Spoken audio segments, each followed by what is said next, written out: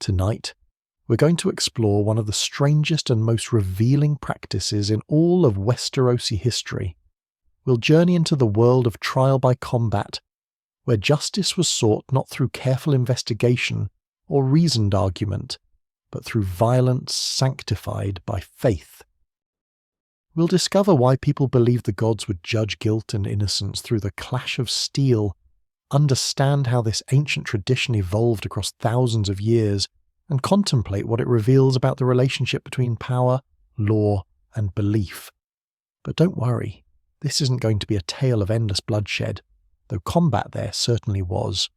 Instead, we'll move slowly and carefully through the theological foundations, the practical realities, the famous trials, and the deeper questions these confrontations raise. By the end, I think you'll find that trial by combat was never just about fighting. It was about faith, certainty, and the impossible human desire to know with absolute conviction who tells the truth and who lies. If you enjoy these calm explorations of Westeros, both its grand history and its intimate customs, a like and subscribe really helps reach others seeking the same peaceful way to end their day. And to those already subscribed, thank you for being part of this community. Your presence makes these journeys more meaningful. So settle in, let your shoulders drop, take a slow breath, and feel it move through you. And let's begin our slow drift through the story of trial by combat, of faith made flesh through violence, of gods who judge through mortal hands. There's nowhere you need to be, nothing you need to do. Just listen and let the history of this strange practice unfold before you like an ancient scroll being carefully unrolled across a table. The world can wait. For now, there are only questions about justice and the quiet space you've made for yourself tonight. Before we can understand why trial by combat became such a fundamental part of Westerosi justice, we need to understand the world that created it. And that world was one where the boundary between the divine and the mortal, between the sacred and the everyday, was far thinner than we might imagine from our distant perspective. To the people of Westeros, the gods were not abstract philosophical concepts or distant creators who set the world in motion and then withdrew. They were present, active, involved in the daily lives of mortals in ways both subtle and profound. The practice of trial by combat has roots that stretch back into the mists of the Age of Heroes, that legendary time when the first men ruled all of Westeros and the children of the forest still dwelt in every wood. The first men, those ancient peoples who crossed the land bridge from Essos thousands upon thousands of years before Aegon's conquest, worshipped the old gods. These were nameless deities who lived in the weirwood trees, who watched the world through the carved faces on those ancient white trunks with their blood-red leaves. The old gods were silent. They gave no commandments, no holy texts, no elaborate theology. Instead, they simply watched and, if the stories are to be believed, sometimes acted through the natural world. For the first men, justice was a serious matter, but it was also deeply personal. When one person wronged another, when disputes arose that could not be settled through negotiation or the judgment of a lord, there had to be some way to determine truth. And in a world without sophisticated investigation, without forensic evidence, without any of the tools we might imagine a legal system requiring, how could truth be determined? One person's word against another's, and no way to know with certainty who spoke truly. This fundamental problem has plagued human society since the beginning, and different cultures have found different solutions. The first men found theirs in the belief that the gods would intervene. The theological reasoning, insofar as we can reconstruct it from fragmentary evidence and later accounts, was actually quite elegant in its way.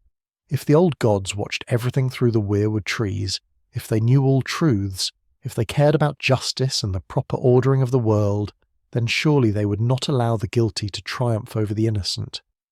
If two men fought, and one was guilty of the crime he was accused of while the other was innocent, the gods would strengthen the innocent man's arm, would guide his blade, would ensure that truth prevailed. It was a kind of divine ordeal, a test that the gods themselves would judge. But trial by combat among the first men was not exactly the formal, ritualized practice it would later become. The ancient records, such as they are, suggest something more spontaneous, more direct.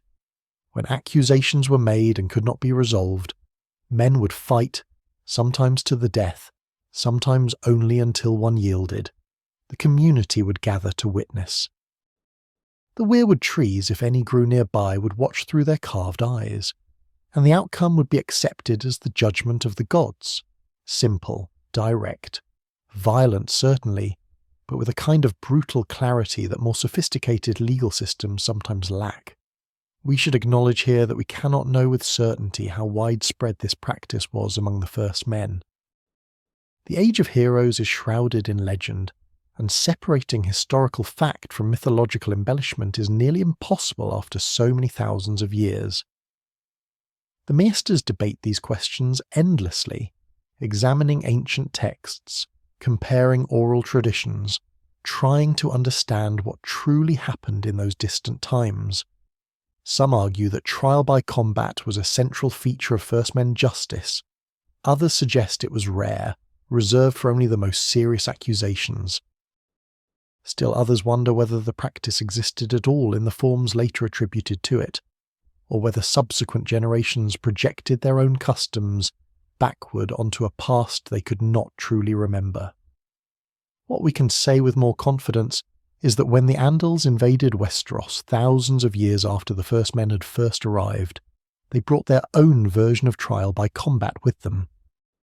And the Andals, unlike the first men, came with a fully developed theology, a systematic religion complete with elaborate doctrine and a professional clergy. They worshipped the Seven, that complex deity with 7 aspects, 7 faces, 7 domains of influence over mortal life: the father, the mother, the warrior, the maiden, the smith, the crone, the stranger. 7 who are one who is 7, a theological mystery that the faith of the Seven has contemplated for millennia. The Andals believed passionately that the Seven would judge the guilty and the innocent, and they had several methods for determining divine will. Trial by combat was one, certainly, but there were others. Trial by fire, where the accused would grasp a heated iron or walk across hot coals, and if the wounds healed cleanly, innocence was proven. Trial by water, where the accused would be bound and thrown into deep water, and if they floated, they were guilty, while sinking proved innocence, though this last seems particularly cruel, as the innocent would drown unless quickly rescued. The Andals brought all these practices to Westeros, along with their faith, their iron weapons, their writing, and their determination to conquer the first men kingdoms. Now here is where the history becomes fascinating in its cultural complexity. The Andals conquered most of Westeros, excepting only the north, where the first men held out behind the natural fortress of the Neck and the terrible swamps of Moat Cailin. They conquered and they converted. The faith of the Seven spread across the continent, replacing the worship of the old gods almost everywhere south of the Neck. The weirwood trees were cut down in most places, the heart trees destroyed, the old ways suppressed or forgotten. But cultural practices do not disappear entirely, even under conquest. They transform, they merge, they adapt. Trial by combat survived this cultural transformation, and indeed flourished under it, because both traditions, both the old ways of the first men and the new faith of the Andals, had versions of this practice. Both believed that the gods, whichever gods one worshipped, would intervene to ensure justice.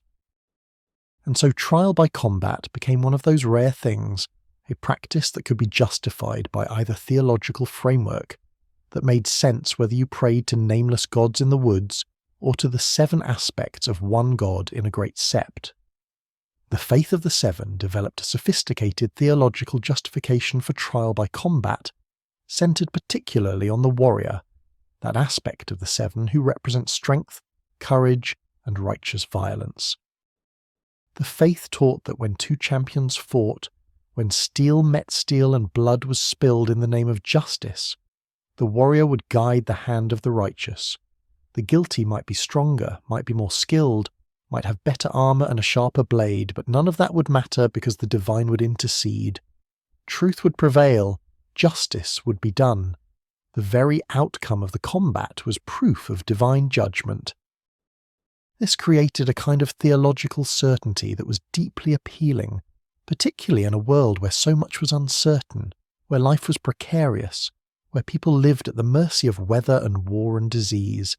Here was something definite, something clear. The gods had spoken. The matter was settled. Whatever ambiguities might have existed before the combat, whatever doubts or questions, all were resolved by the outcome. If the accused champion fell, the accused was guilty. If the accuser's champion fell, the accusation was false, simple, final, divinely ordained. Of course, we might wonder, sitting here in our own time with our own perspectives, whether this theological certainty was justified. We might question whether the gods truly intervened in these combats, or whether stronger, more skilled fighters simply won regardless of the justice of their cause. We might note that this system seemed to favour those who could afford the best champions, those who had the resources to hire renowned warriors to fight on their behalf. We might observe that trial by combat, for all its claims to divine judgment, was still fundamentally a contest of violence, and violence has its own logic that may have little to do with truth or justice. But these are questions for later. Philosophical complications we'll explore more deeply as our journey continues. For now, we're simply trying to understand how trial by combat became embedded in Westerosi culture, how it merged theological traditions from both the First Men and the Andals, how it satisfied deep human needs for certainty and closure in a world where absolute truth was often impossible to determine by ordinary means. The merger of these two traditions, the old and the new, created some interesting regional variations that would persist for thousands of years, right up to the present day in Westeros. In the north, where the old gods were still worshipped, and the ways of the First Men were preserved, trial by combat was viewed with some skepticism. The Northmen preferred different methods of justice, more direct, more personal. When Ned Stark served as Lord of Winterfell and Warden of the North, he believed deeply in looking a man in the eyes when passing judgment, in taking responsibility for executions, rather than delegating them to champions or executioners. This was the northern way, the old way, and it sat uneasily with the formalised combat of the south. In the south, particularly in the Reach and the Westerlands and the Stormlands, where the faith of the Seven was strongest and chivalric traditions most developed, trial by combat became thoroughly integrated into the legal system. Great lords maintained lists of approved champions. Septons blessed the combatants before they fought. Elaborate rituals developed around the practice, ceremonies that emphasized its sacred nature, that framed violence as a holy act when performed in service of justice. The Iron Islands, as always, were different. The Ironborn worshipped the drowned god, another deity entirely, and their approach to justice reflected their unique culture. They had their own traditions of combat, their own ways of determining guilt and innocence, though these were less formalised than the mainland practice. What is dead may never die, but rises again, harder and stronger, the Ironborn said, and death in combat was seen as a kind of religious transformation, rather than simply an ending.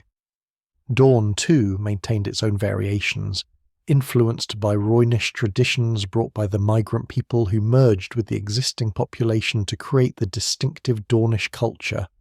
The Dornish were less constrained by the gender restrictions that applied elsewhere. In most of Westeros, women rarely served as champions, and were generally expected to have male champions fight for them. In Dorne, with its more egalitarian traditions around gender, women could and occasionally did serve as champions, though this remained uncommon even there. These regional variations remind us that Westeros, for all that it was eventually unified under the Iron Throne, remained culturally diverse, a patchwork of different traditions and beliefs that had their roots in different ancient peoples. The First Men in the north, the Andals throughout most of the south, the Rhoynar and Dorne, the Ironborn on their rocky islands. Each brought their own understanding of justice, their own relationship with the divine, their own ways of determining truth. Trial by combat, in its various forms, managed to exist across these cultural boundaries because it addressed something fundamental, something that transcended any particular theology or legal tradition. It addressed the problem of uncertainty, the terrible difficulty of knowing truth when confronted with conflicting claims. One person says this, another says that. Both are convincing. Both may believe they speak truth, or both may be lying. How can anyone know? In our own world, we have developed various methods for attempting to determine truth. Investigation, evidence, forensic science, cross-examination, juries of peers who deliberate and debate. These methods are imperfect, certainly, and questions of justice remain contested and difficult. But we have tools, frameworks, systematic approaches to seeking truth. Medieval Westeros had far fewer such tools. What they had instead was faith, the belief that the gods cared about justice and would ensure it prevailed. Whether this faith was justified, whether the gods truly intervened in trials by combat, or whether outcomes were determined purely by martial skill and chance, is a question that plagued thoughtful people in Westeros just as it might plague us. The maesters of the citadel, trained in reason and observation, tended towards skepticism. They noted that skilled fighters won more often than unskilled ones, that those who could afford better armour and weapons had advantages, that size and strength mattered. They questioned whether divine intervention was necessary to explain outcomes that seemed perfectly predictable based on natural factors. But the faith insisted that these natural factors were themselves instruments of divine will, that the gods worked through the physical world rather than contradicting its laws. If a stronger champion prevailed, perhaps that was because the gods gave him strength. If a more skilled warrior won, perhaps that was because the gods had guided his training, had prepared him for this moment. The theological reasoning could accommodate any outcome, could explain any result as consistent with divine judgment. This flexibility made the practice remarkably resilient to skeptical challenge.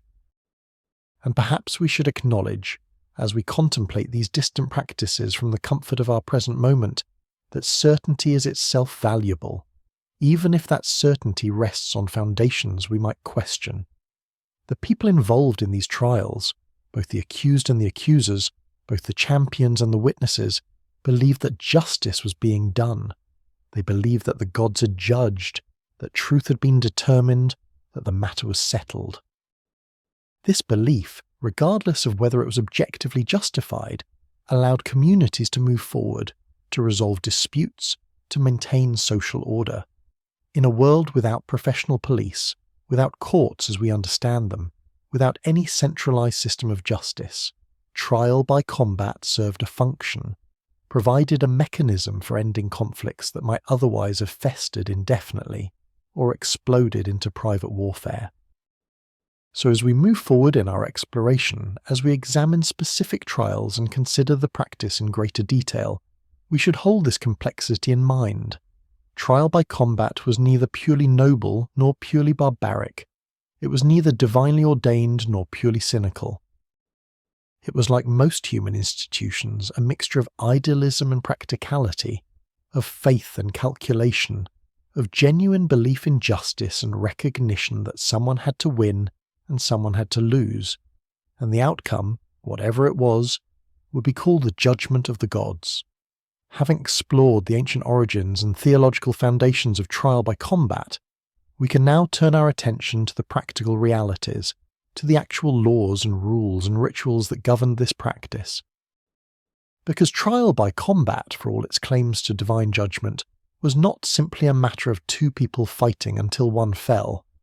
It was, particularly by the time we reach the era we're most familiar with, a highly formalized legal procedure with specific requirements, elaborate ceremonies and careful attention to detail. The violence at the heart of it might seem chaotic, but the framework surrounding that violence was anything but. Let's begin with perhaps the most fundamental question. Who could demand trial by combat? The answer varied somewhat by region and by the specific circumstances, but there were general principles that applied throughout most of Westeros. Trial by combat was a right, not a privilege, at least in theory. Any person accused of a crime, from the highest lord to the lowest commoner, could choose trial by combat rather than accepting the judgment of their lord or king. This right was considered ancient and sacred, protected by both tradition and religious law. To deny someone trial by combat was seen as a serious matter, a violation of both human law and divine will. In practice, of course, the reality was more complicated. A common person accused of theft in a small village might technically have the right to demand trial by combat, but whether that right could actually be exercised depended on many factors. Did the lord overseeing the case respect the tradition? Did the accused have the resources to secure a champion, assuming they themselves were not skilled in combat? Would anyone agree to champion their cause? The formal right existed, but the practical ability to exercise that right was another matter entirely. For the nobility, trial by combat was more reliably available. When a lord or knight was accused of a serious crime, particularly by another person of noble birth, the option of trial by combat was generally respected. This made a certain kind of sense in a society built on military service, where nobles were expected to be warriors, where martial skill was considered a fundamental virtue. If you were a knight, trained in combat from childhood, you could defend your honour and your innocence with your own sword. If you were a lord with resources, you could hire a champion to fight for you. Either way, the right was meaningful because you had the means to exercise it. The types of cases that could be resolved through trial by combat were theoretically unlimited, though in practice it was reserved for serious matters. Murder, treason, rape, accusations of dishonour or oath-breaking, disputes over inheritance or property rights where other forms of evidence were inadequate. These were the sorts of cases where trial by combat made sense, where the stakes were high enough that divine judgment seemed appropriate. Minor crimes, small disputes, matters that could be resolved through fines or other lesser punishments, these rarely rose to the level of trial by combat. A man accused of stealing a chicken probably would not fight to the death to prove his innocence, even if technically the option existed. One of the most fascinating aspects of the practice, and one that reveals much about Westerosi society, is the institution of champions. The accused, or indeed the accuser, did not have to fight personally. They could name a champion to fight on their behalf, a warrior who would represent them in the combat and whose victory or defeat would determine the outcome of the case. This practice existed for several reasons, each illuminating different aspects of how trial by combat functioned in reality. The most obvious reason for champions was practical. Not everyone was capable of fighting. An elderly lord accused of a crime in his declining years could hardly be expected to face a young, vigorous opponent in personal combat. A woman, in a society where women were rarely trained in warfare, would be at an enormous disadvantage if forced to fight personally. A child, a cripple, someone injured or ill, all of these people would be essentially denied justice if personal combat were required. The institution of champions solved this problem by separating the question of guilt or innocence from the question of who could swing a sword most effectively. But the theological justification for champions was more subtle and in its way more interesting. The faith taught that the gods judge truth, not martial skill. If a champion fought on behalf of the accused, and the accused was truly innocent, then the gods would grant victory to that champion, regardless of whether the innocent person could have won fighting personally. The champion became an instrument of divine will, a vessel through which the gods would act. In this theological framework, it did not matter who physically fought. What mattered was the righteousness of the cause, and the gods would ensure that righteousness prevailed. Of course, this created obvious problems that thoughtful people recognized even within Westeros itself. If the gods truly judged guilt and innocence, why did it matter who fought? Why would the gods care whether the accused fought personally or hired a champion? And if it did not matter, if the gods would grant victory to the righteous cause regardless of who wielded the sword, then did this not suggest that the outcome was determined by skill rather than divine judgment? After all, the best warriors would win regardless of the justice of the cause they defended. These questions troubled the maesters and even some among the faithful, but the practice continued nonetheless, justified by tradition and by theological reasoning that could accommodate these contradictions. The selection of champions followed certain rules, though these varied by region and circumstance. Generally speaking, a champion had to be willing. You could not force someone to fight for you, could not conscript an unwilling warrior into service. The champion had to agree, had to accept the responsibility of fighting for another person's life or freedom or honour. This willing acceptance was important, both practically and symbolically. It meant that the champion believed in the cause, or at least believed enough to risk their own life in its defence. Or perhaps more cynically, it meant that the champion had been offered sufficient compensation to make the risk worthwhile. Money, we should acknowledge, was very much involved in the selection of champions. Wealthy nobles could afford to hire the most skilled warriors, men who had made a profession of serving as champions in trials by combat. These professional champions existed throughout Westeros, sellswords and hedge knights who would fight for anyone who could pay their price. Some became quite famous, their services sought after precisely because their record of victories suggested that they were, whether through divine favour or simply superior skill, more likely to prevail. A champion who had won 10 trials by combat was obviously more valuable than one who had won only 3, regardless of what such statistics might suggest about the role of divine judgment versus martial prowess. For those who could not afford to hire champions, the options were more limited. A loyal household knight might agree to serve as champion for his lord. A brother or close friend might fight for someone they believed innocent. Sometimes champions agreed to fight for causes they considered just, refusing payment out of principle or religious devotion. But these selfless champions were probably rarer than the songs would suggest. Most people who fought as champions did so because they were paid, and paid well, for their services. The actual combat, when it finally occurred, was surrounded by elaborate ritual and ceremony. This was not a simple matter of 2 men meeting in a field and fighting until one fell. It was a sacred occasion, a moment when the divine and mortal worlds intersected, and appropriate solemnity was required. The preparations could take days, sometimes longer, as the formal requirements were carefully observed. First, the ground for the combat had to be chosen. This was usually a flat, clear space, large enough for the combatants to maneuver but enclosed so that spectators could watch safely. In cities, trial by combat might take place in a courtyard or plaza. In castles, the ward or training yard might serve. The ground was inspected carefully, cleared of any obstacles that might give unfair advantage to one combatant or the other. If the trial was particularly important, involving high nobility or questions of great political significance, viewing stands might be constructed so that the great lords and ladies could observe in comfort. The night before the combat, both the accused and the accuser, along with their champions, if they had named any, were expected to keep vigil in prayer. Those who followed the 7 would spend the night in a sept, kneeling before the altar, asking the gods for strength and justice.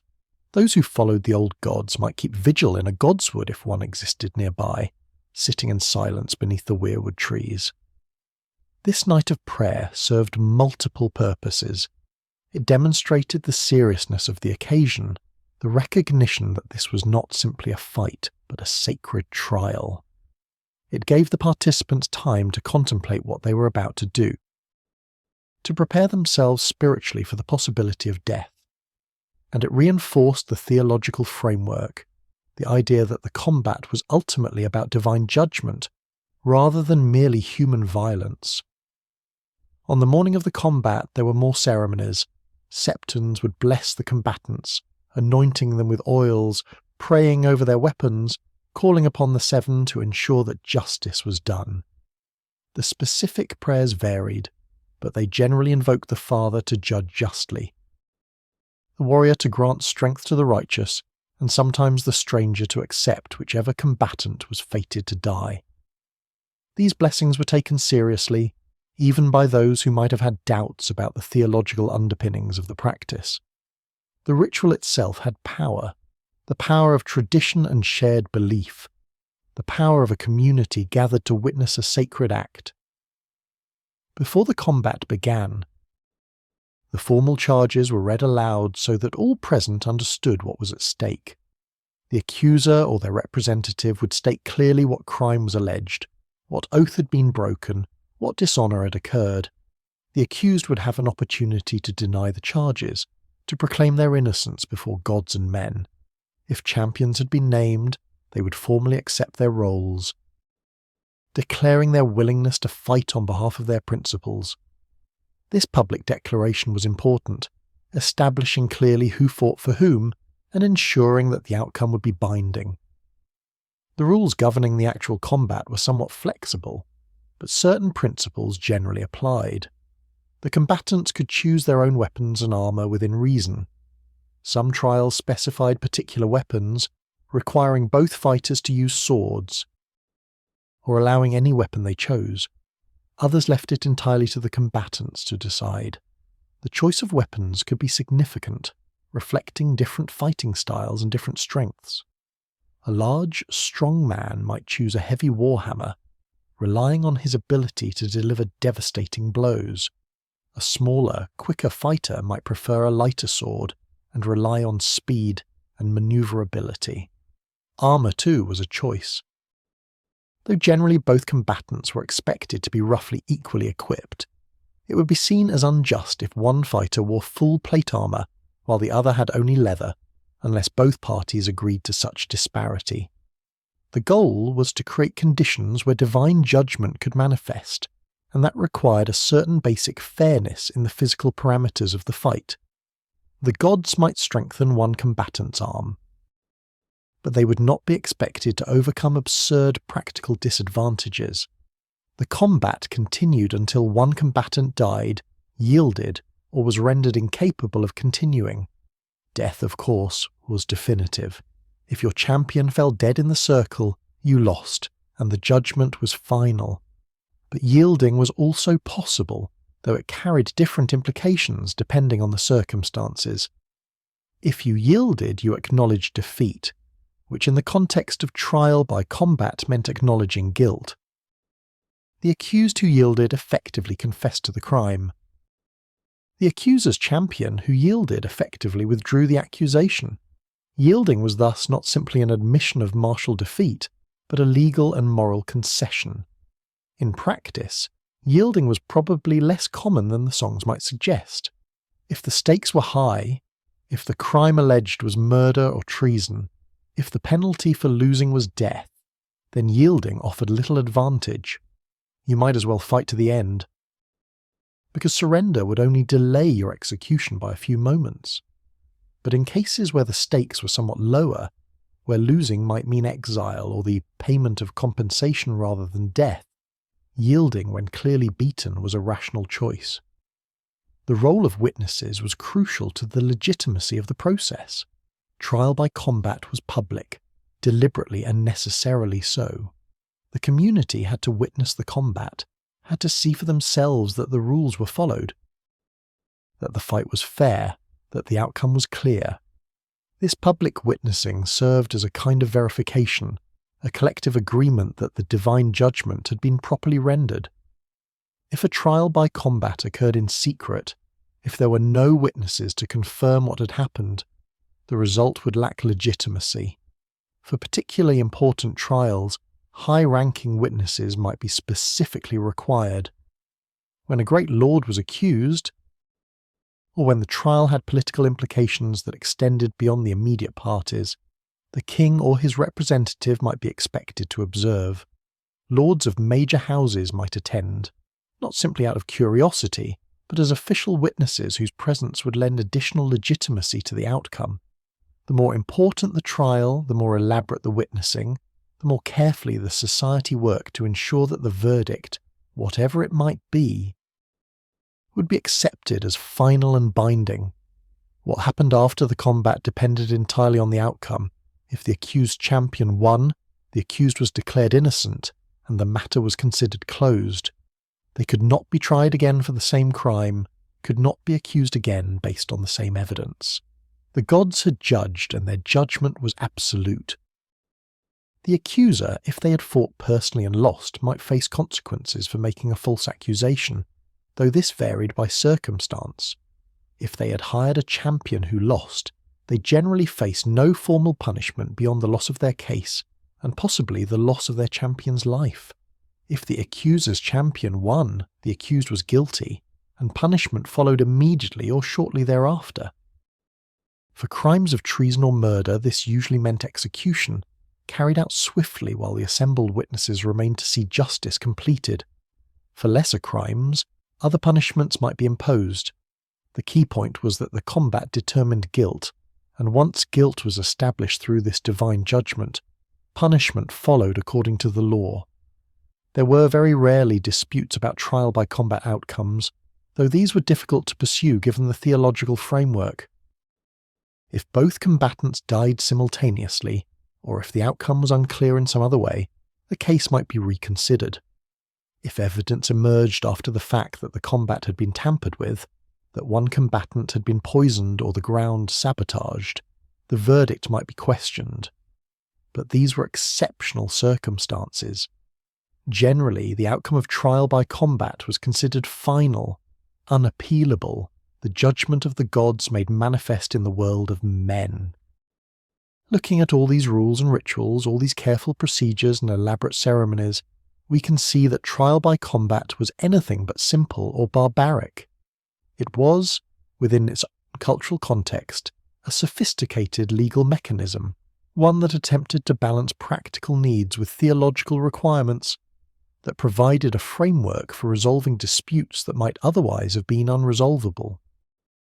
Whether it truly delivered justice, whether the gods actually intervened as the faith claimed they did, these are questions we'll continue to explore.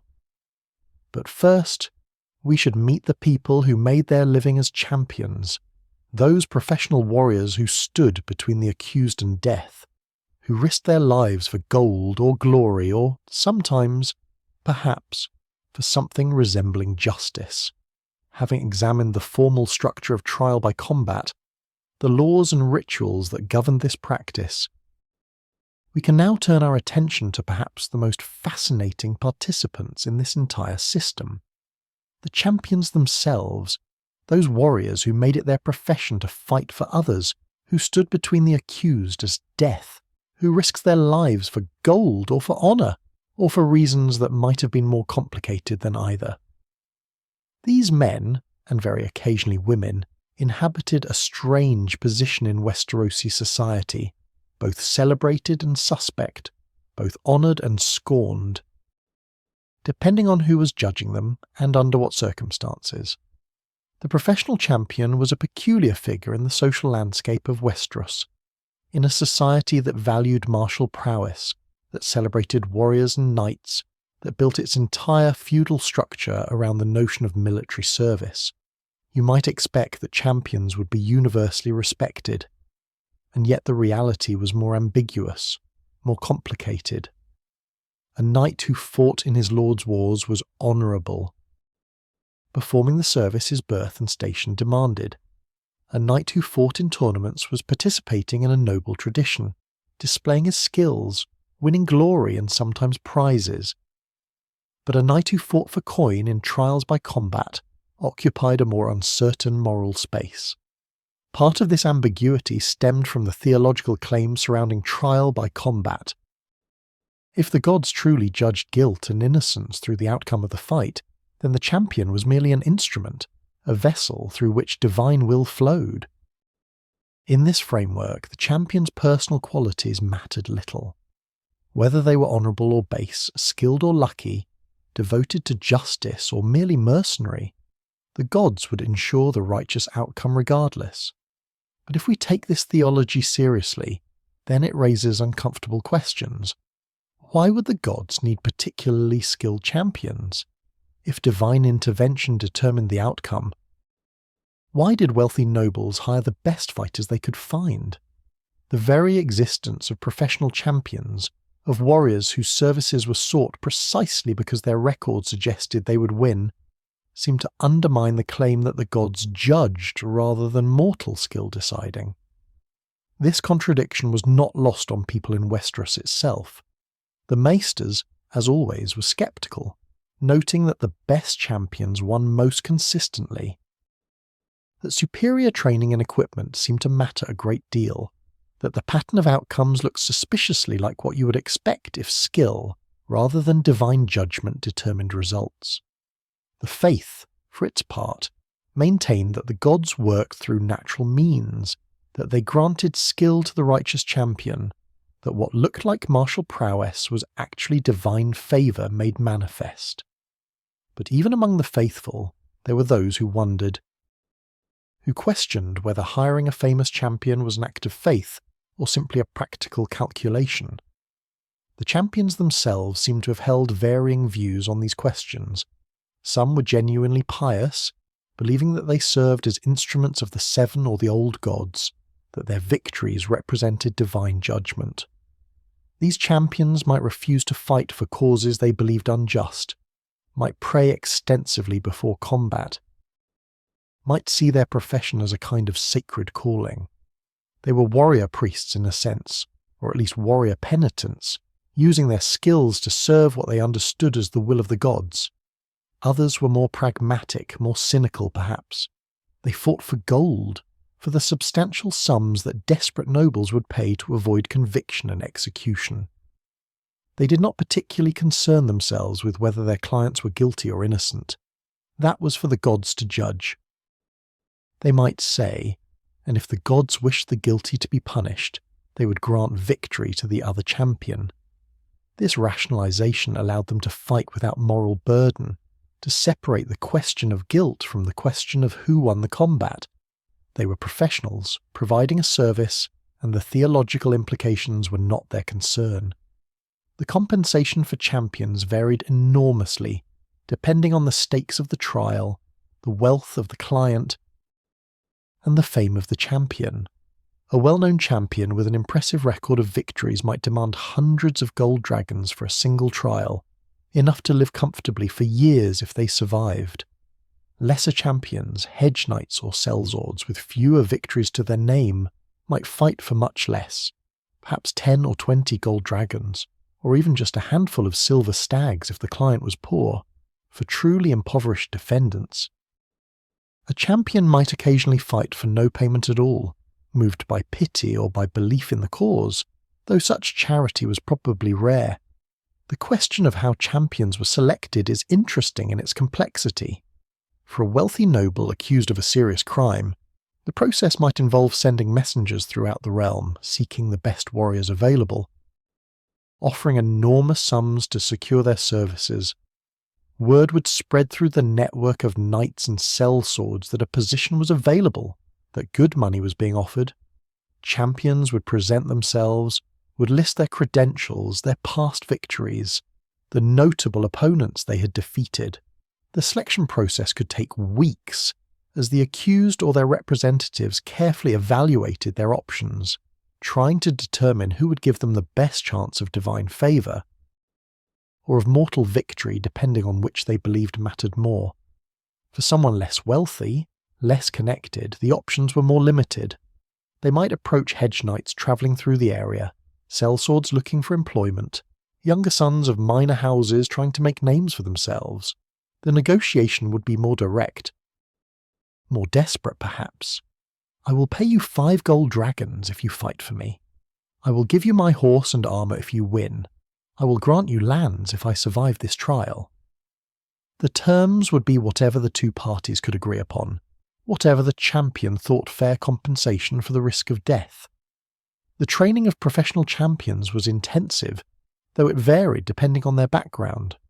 Some champions were knights who had received formal training from childhood, who had learned swordsmanship and horsemanship and the other martial arts from masters at arms in great castles. These men brought not just skill, but also an understanding of strategy, of how to read an opponent, of when to press and when to retreat. They fought with the refined techniques of the knightly class, techniques developed over centuries and passed down through careful instruction. Others were more rough and ready. Sellswords who had learned their craft in actual combat rather than in training yards.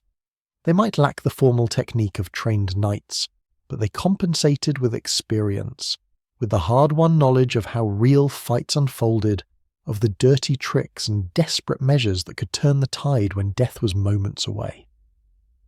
Some of the most successful champions came from this background, men who had survived dozens of battles and skirmishes, who knew in their bones how to kill efficiently and how to avoid being killed. Regional fighting styles influenced how champions approached combat. A champion from Dorne might fight differently than one from the north, might favour different weapons, might move in ways that reflected the martial traditions of their homeland. The Dornish were known for their speed and their use of spears, for fighting styles that emphasise mobility and quick strikes rather than the heavy. Powerful blows favoured in some other regions. A Dornish champion might wear lighter armour, might rely on dodging and countering rather than blocking. This could be highly effective against opponents who expected a more conventional approach, who had trained to fight knights in full plate exchanging powerful blows. Northern champions, when they existed at all, given the North's general scepticism about trial by combat, tended toward a more straightforward style. They favoured longswords and practical armour, fought with efficiency rather than flash. The North valued directness, and this showed in how Northmen approached combat. There was less emphasis on elaborate technique, more emphasis on strength and endurance and the willingness to endure pain. The choice of weapons was a crucial decision for any champion. Swords were traditional, the weapon of knights, and many trials by combat were fought with long swords or bastard swords. But other weapons had their advocates. A warhammer could deliver devastating blows that might crush armour, or break bones even through steel plate. An axe combined cutting power with the ability to hook an opponent's shield or weapon. A spear provided reach, keeping a swordsman at a distance. Some champions became known for their favoured weapons, developing reputations as masters of the hammer, or the spear, or the great sword. The relationship between a champion and their client was complex and varied from case to case. In some instances, it was purely transactional. Gold changed hands, the champion fought, and regardless of the outcome, the business was concluded. The champion felt no particular loyalty to the client beyond the terms of their agreement. If they won, they collected their payment and moved on to the next opportunity. If they lost, well, death ended all obligations. But in other cases, the relationship could be deeper, more personal. A champion might fight for a client they believed truly innocent, might develop a sense of investment in seeing justice done as they understood it. A knight might serve as champion for their lord not just because they were paid, but because they owed fealty, because loyalty demanded that they risk their lives to protect someone they had sworn to serve. A brother might fight for a sibling out of family bonds that transcended any calculation of cost or benefit. The psychology of serving as a champion deserves our contemplation, because it was surely a strange position to occupy. You were fighting, possibly dying, and yet the cause was not your own. The crime you defended against or accused another of committing was not something you had personal knowledge of in most cases. You were, in a very real sense, a hired sword, using your skills to achieve outcomes that might or might not align with truth or justice. This must have created a certain moral distance, a necessary separation between the champion's role and their own judgment. Some champions dealt with this by embracing the theological framework completely. The gods would judge, and they were merely the instrument through which that judgment would be rendered. If they fought for a guilty client and won, that must mean the client was not actually guilty after all, or that the gods had other purposes in granting victory. If they fought for an innocent client and lost, that was equally part of some divine plan they could not fully understand. This faith, whether genuine or adopted as a coping mechanism, allowed them to fight without carrying the burden of determining truth. Others seem to have adopted a more stoic philosophy. They were warriors, and warriors fought. The reasons might change, the causes might vary, but their role was constant. They had skills that others needed, and they provided those skills in exchange for payment. Whether the broader justice of the system worked as claimed was not something they could control or even meaningfully evaluate.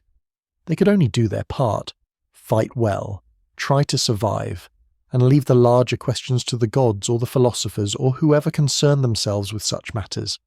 The glory that could come from being a successful champion was real and substantial. A champion who won trial after trial, who defeated famous opponents, who never lost, such a warrior would become known throughout the realm. Songs might be written about them, or at least tales told in taverns and keeps. Other potential clients would seek them out specifically, offering ever larger sums to secure their services. For a hedge knight with no lands or prospects, this fame could be transformative, could elevate them from poverty to a comfortable life, could give them status and respect they could never achieve through conventional means. But there was shame mixed with that glory, a taint that some could never wash away. Fighting for money, selling your sword to the highest bidder, defending the guilty if they could pay enough, these were not behaviours that the chivalric ideal celebrated. A true knight was supposed to fight for honour, for their lord, for the protection of the innocent. A champion fought for whoever hired them, and while the theological justification might claim this was serving divine justice, the practical reality looked uncomfortably like mercenary work. This tension between glory and shame meant that champions occupied an ambiguous social position. They might be celebrated for their victories, feared for their prowess, but not entirely respected. Great lords might hire them, but would not necessarily invite them to feast at their table afterward.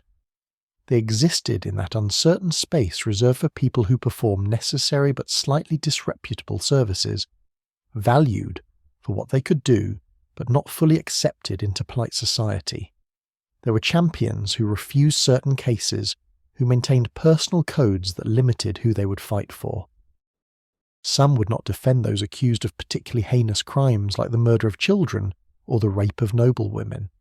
Some would not fight for clients they believed guilty, despite the theological claim that guilt was for the gods to judge. These champions saw themselves as different from common sellswords, as warriors with principles who happened to serve as champions, rather than as mere hired swords who would fight for anyone with coin. Women as champions were exceedingly rare, but not entirely unknown, particularly in Dorne, where gender conventions were less restrictive than in other regions. A woman who could fight, who had trained in combat and proven her skill, might serve as a champion under certain circumstances. The theological justification remained the same. If the gods judged through combat, why would the champion's sex matter? If a woman fought for a righteous cause, the gods would grant her victory just as they would a man.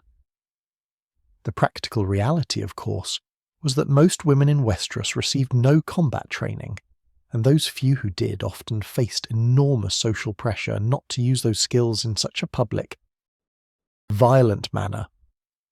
The transition from knight or soldier to professional champion was not always planned or deliberate. A knight might fall on hard times, might lose their lands or their lord, might find themselves with no source of income beyond their martial skills. Serving as a champion offered a way to continue doing what they knew how to do, to continue being a warrior even when there was no war to fight, no lord to serve. For some, it was a temporary expedient, something they did until they found more respectable employment. For others, it became a career, a profession they would pursue for years or even decades if they survived that long. The mortality rate among champions was, unsurprisingly, quite high. Trial by combat was mortal combat, and even the most skilled warrior could be killed by a lucky blow, a moment's distraction, a slip on uncertain footing. Champions who survived 10 trials were rare. Those who survived 20 were legendary. The famous champions, the ones whose names were known throughout the realm, were almost by definition exceptional survivors, men who had beaten the odds again and again. But for every famous champion, there were dozens who fought once or twice and died, their names forgotten, their careers ending in blood on the ground of some castle yard. The burden of responsibility that champions carried should not be underestimated. When they fought, someone else's life hung in the balance. If they won, their client lived or went free or had their honour restored. If they lost, their client died or was punished or was disgraced.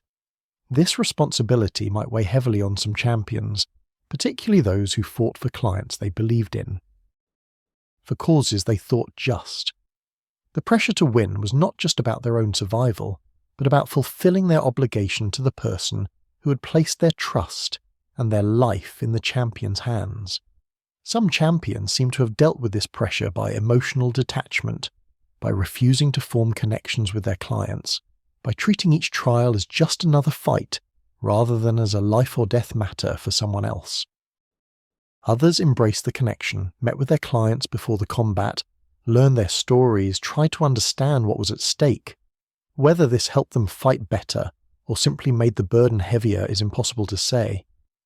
Different warriors had different needs, different ways of preparing themselves mentally for the violence to come. The code of honour among champions, such as it was, varied considerably. Some fought with strict adherence to the rules, would never consider poisoning an opponent or sabotaging their equipment, or using any tactic that might be considered dishonourable. Others were more pragmatic, more willing to use whatever advantage they could gain, reasoning that their obligation was to win, not to fight prettily. The line between clever tactics and outright cheating was sometimes blurry, and different people drew it in different places. As we contemplate these warriors, these men and women who made their living as champions, we might feel a certain sympathy for the complexity of their position. They were asked to risk death for strangers, to fight battles that were not their own, to serve as instruments of a divine judgment they might or might not believe in, all while being both celebrated for their victories and scorned for their mercenary nature. It was not an easy life, not simple one, and those who succeeded at it for any length of time must have possessed not just martial skill, but also psychological resilience, the ability to manage the moral and emotional complexities of their profession. They were warriors of the gods, or at least they were called such, though they might more accurately be described as warriors for hire who operated within a sacred framework. And it was these men, these champions with all their skills and flaws and complicated motivations, who would determine the outcomes of some of the most important trials in Westerosi history. Having met the champions who fought these trials, who risked their lives for others in the name of divine judgment, we should now step backward in time, should let ourselves drift into the deeper past where history shades into legend and fact, becomes indistinguishable from myth. Because trial by combat, as we have established, stretches back thousands of years before the era we know best, back into the age of heroes and beyond, into times so distant that we cannot be certain what truly happened and what was invented by later generations to explain customs they no longer fully understood. But exploring these ancient trials, examining the stories that have come down to us whether true or false, helps us understand how deeply this practice is woven into the fabric of Westerosi culture. The Age of Heroes is that legendary period, perhaps 8,000 years before Aegon's conquest, perhaps more, perhaps less, when the first men ruled all of Westeros and the world was young. The stories from this time are grand and often incredible. Heroes who lived for hundreds of years, giants and children of the forest, legendary figures like Bran the Builder, who supposedly raised Winterfell and the Wall, or Lan the Clever, who won Casterly Rock through trickery, or Garth Greenhand. The ancestor of the Gardener Kings. These stories come to us through thousands of years of oral tradition, written down much later by septons and maesters, who were themselves trying to make sense of fragmentary legends.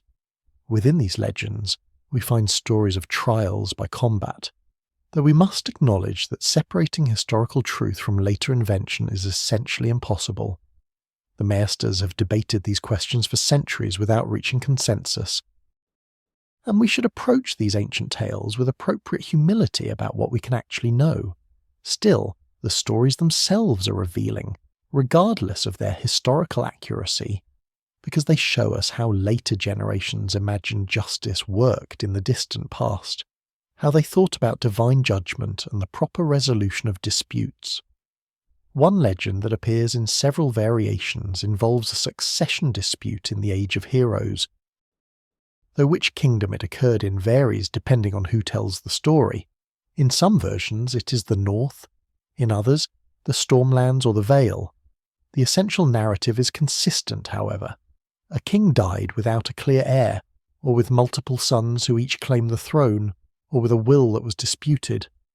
The realm threatened to descend into civil war, with different factions supporting different claimants, and so the matter was put to divine judgment through trial by combat.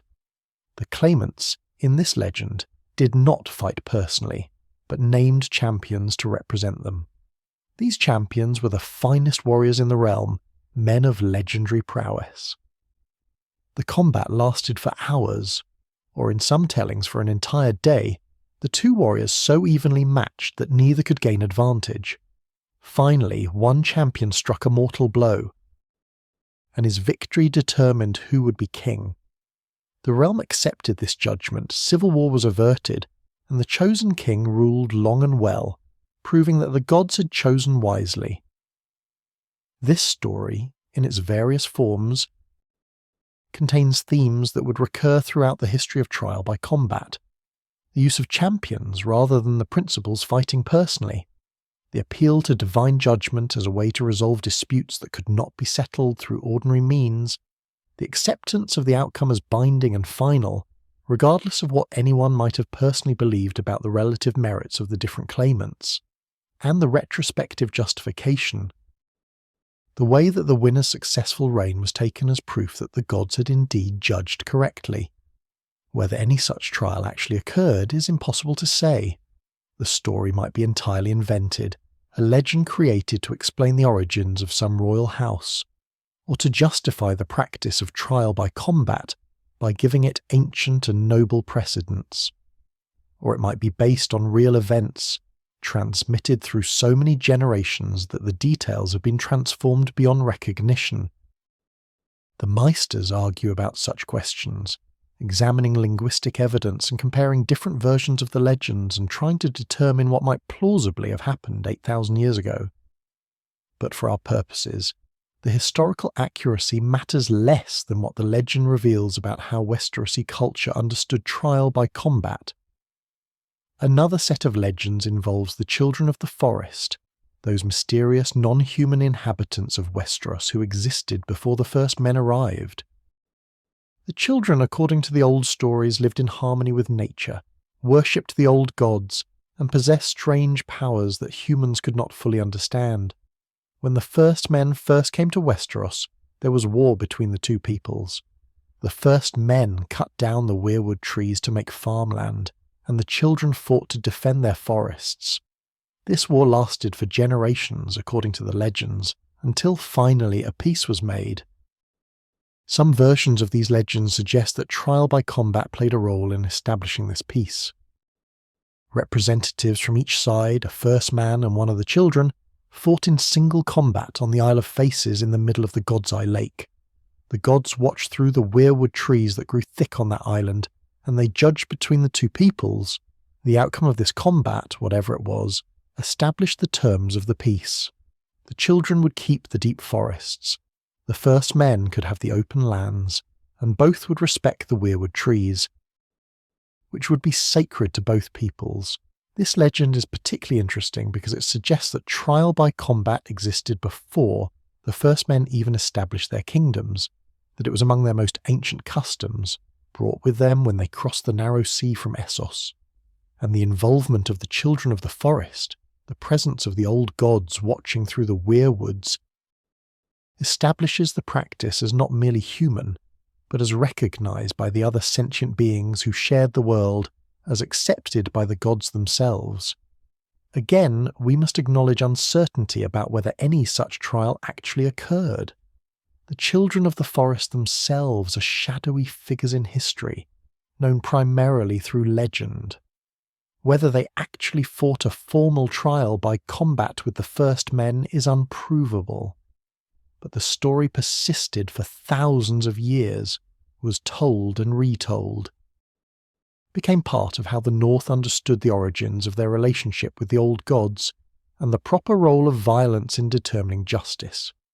The Andal invasion, which occurred thousands of years after the first men had established their kingdoms, but still thousands of years before Aegon's conquest, provides our first somewhat more historical accounts of trial by combat, though even here the record is fragmentary and uncertain. The Andals came across the narrow sea bringing iron weapons, the faith of the Seven, and their own traditions of justice. They conquered most of Westeros, accepting only the north, and in the process their customs merged with those of the first men. The histories written by septons and maesters in later eras, drawing on earlier sources that themselves were drawing on oral traditions, describe various trials by combat during the Andal invasion.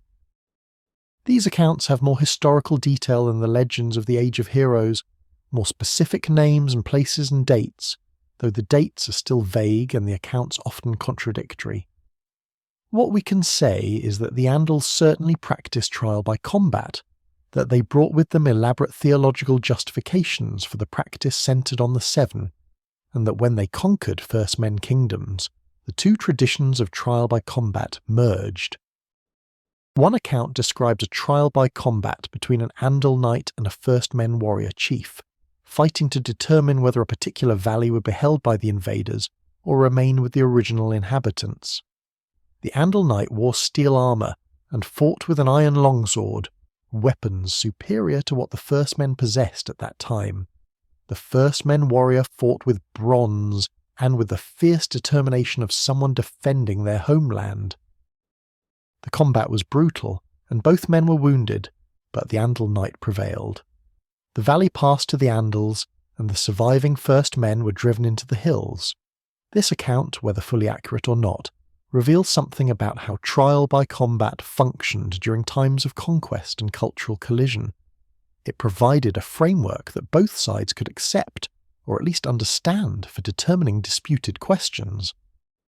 Both the Andals with their Seven and the First Men with their old gods believed that the gods judged through combat. So when they fought, both could see the outcome as divinely ordained, even though they worshipped different gods and had different theological frameworks. The practice served as a kind of common language, a shared mechanism for resolving disputes even between peoples who are otherwise utterly alien to each other. But we should not romanticize this too much. Trial by combat during the Andal invasion was often just formalised violence, a way of putting a sacred gloss on conquest. The Andals won most of these trials, probably because they had better weapons and armour, because iron beats bronze, because they were invaders who had selected their finest warriors for the invasion, while the First Men were defending with whoever happened to live in a particular region. The theological claims about divine judgment might have provided psychological comfort, might have helped both sides accept outcomes that were actually determined by material factors like superior metallurgy. As the centuries passed and the Andals fully established themselves throughout most of Westeros, trial by combat became thoroughly integrated into the legal systems of the various kingdoms. The 7 kingdoms that Aegon would eventually conquer each had their own traditions, their own variations on the practice, but all recognised trial by combat as a legitimate mechanism for determining guilt or innocence, for resolving disputes that could not be settled through other means. In the Vale, the Arryn kings were particularly devoted to the practice. The Vale had been one of the first regions conquered by the Andals, and the Arryns prided themselves on their devotion to the Seven and their maintenance of proper chivalric traditions. Trial by combat in the Vale was surrounded by elaborate ceremony. The combatants would fast and pray for 3 days before the trial. Septons would bless their weapons with holy oils. The combat would take place in a specially consecrated space, with the seven-pointed star of the faith prominently displayed. The Aryans believed that this careful attention to ritual ensured that the gods would be present, would judge truly, would guide the hand of the righteous. The Vale also developed what became known as the sky cells, those terrible open-fronted cells in the eyrie where prisoners were kept, exposed to the elements, staring down at the 600-foot drop to the valley below. Prisoners in the sky cells were told they could demand trial by combat at any time, and if their champion won, they would be freed. This created a strange psychological torture, where prisoners had to balance the misery of their current situation against the risk of trial by combat, had to decide whether to endure or to gamble their life on a fight. In the Riverlands, trial by combat took on a different character, perhaps because the region changed hands so often, was conquered repeatedly by different kingdoms over the centuries. The River Lords were sometimes subjects of the Storm Kings, sometimes of the Iron Kings from the islands, sometimes independent. This instability meant that legal traditions were less firmly established, that trial by combat coexisted with other forms of justice without the elaborate theological framework that existed in regions like the Vale. A Riverlord might offer trial by combat because tradition demanded it, but might also be equally willing to resolve disputes through negotiation, through appeals to the currently dominant king, through whatever mechanism seemed most likely to produce a favourable outcome. The Stormlands had their own traditions, shaped by the constant warfare that characterised the region. The Storm Kings fought frequent wars against the Reach, against Dorne, against whoever threatened their borders. In such a militarised culture, trial by combat was seen as natural and appropriate. Warriors were honoured, martial skill was celebrated, and determining justice through combat made perfect sense to people who spent much of their lives fighting. The Storm Kings themselves occasionally fought in trials by combat, proving their martial prowess and their right to rule through personal participation in this sacred violence. In the north, skepticism about trial by combat persisted throughout the pre-conquest period. The Starks, ruling from Winterfell, permitted the practice because it was ancient and because denying it would violate tradition, but they preferred their own form of justice, more direct and personal. A Northern Lord might hear a case, question the accused and the accuser, examine witnesses, and then make a judgment based on their assessment of the facts and their understanding of right and wrong. If someone had to die, the lord who pronounced the sentence would often wield the sword personally, looking the condemned in the eyes, taking responsibility for the execution. This was seen as more honest, more honourable than delegating the violence to champions or hiding behind claims of divine judgment. The Iron Islands had perhaps the most distinctive approach to justice and combat. The Ironborn worshipped the drowned god and followed the old way, which celebrated reaving and raiding and taking what was yours by right of strength. They did practice a form of trial by combat, but it was mixed with their unique customs of the Kingsmoot and their belief in death by drowning and rebirth. An Ironborn accused of breaking the laws of the old way might be given the option to prove their innocence through combat, but the combat itself might take different forms. Sometimes it was on land, sometimes on ship, sometimes even in the water, reflecting the Ironborn's identity as sea people. Dorne, before its eventual integration into the Seven Kingdoms, had its own traditions that blended Rhoynish customs with those of the first men and Andals who had inhabited the region. The Dornish practiced trial by combat, but with fewer of the gender restrictions that existed elsewhere. A woman could serve as champion, could fight to prove her own innocence or another's, without this being seen as particularly unusual. The Dornish also were more willing to use poison and other tactics that other regions might consider dishonourable, reasoning that if the gods truly judged, they would not allow the guilty to win regardless of what methods were employed. Across all these regions, despite their variations, certain patterns persisted. Trial by combat was reserved for serious matters. It was surrounded by ritual and ceremony, even in regions like the Riverlands where the theological framework was less developed. The outcome was considered binding and final, and the practice served both religious and political functions, providing a mechanism for resolving disputes while also demonstrating and reinforcing the social order. Some trials from this pre-conquest period became famous, were remembered and discussed for generations. A trial in the Reach, where twin brothers fought over their father's inheritance, each so evenly matched that the combat lasted all day until both collapsed from exhaustion and wounds, and the matter had to be resolved differently because neither could claim victory. A trial in the Stormlands, where a woman disguised as a man fought as her own champion, and when her identity was revealed after her victory, the Storm King had to decide whether the gods had judged or whether the trial was invalid because of the deception. A trial in the Riverlands, where the accused champion won but then confessed that he had been hired by the guilty party, throwing the entire judgment into question and creating a crisis about what happened when someone manipulated trial by combat. These stories, whether entirely true or embellished over time, reveal the complexities inherent in the system. Trial by combat claimed to provide absolute certainty, divine judgment that resolved all questions.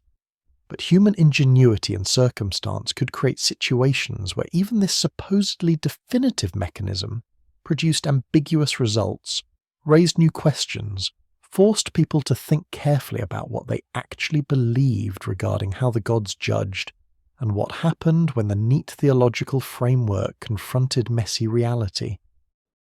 As we approach the era of Aegon's conquest, as we leave behind these ancient and early historical periods, we should recognise that trial by combat by this time was thoroughly established throughout Westeros. It had evolved over thousands of years, had absorbed influences from the First Men, the Andals, and the various regional cultures. It had been tested in countless individual cases, had been used to resolve disputes ranging from the trivial to the critically important. It had survived because it served multiple purposes, satisfied multiple needs, provided a framework that most people could accept even when they might privately question whether the gods truly judged or whether stronger fighters simply won. The practice that Aegon would inherit and that would continue under Targaryen rule had deep roots, ancient precedents, and the weight of tradition behind it. Understanding these roots helps us understand why the practice persisted, why it continued to command belief despite obvious problems, why it remained part of how Westeros understood justice for thousands of years.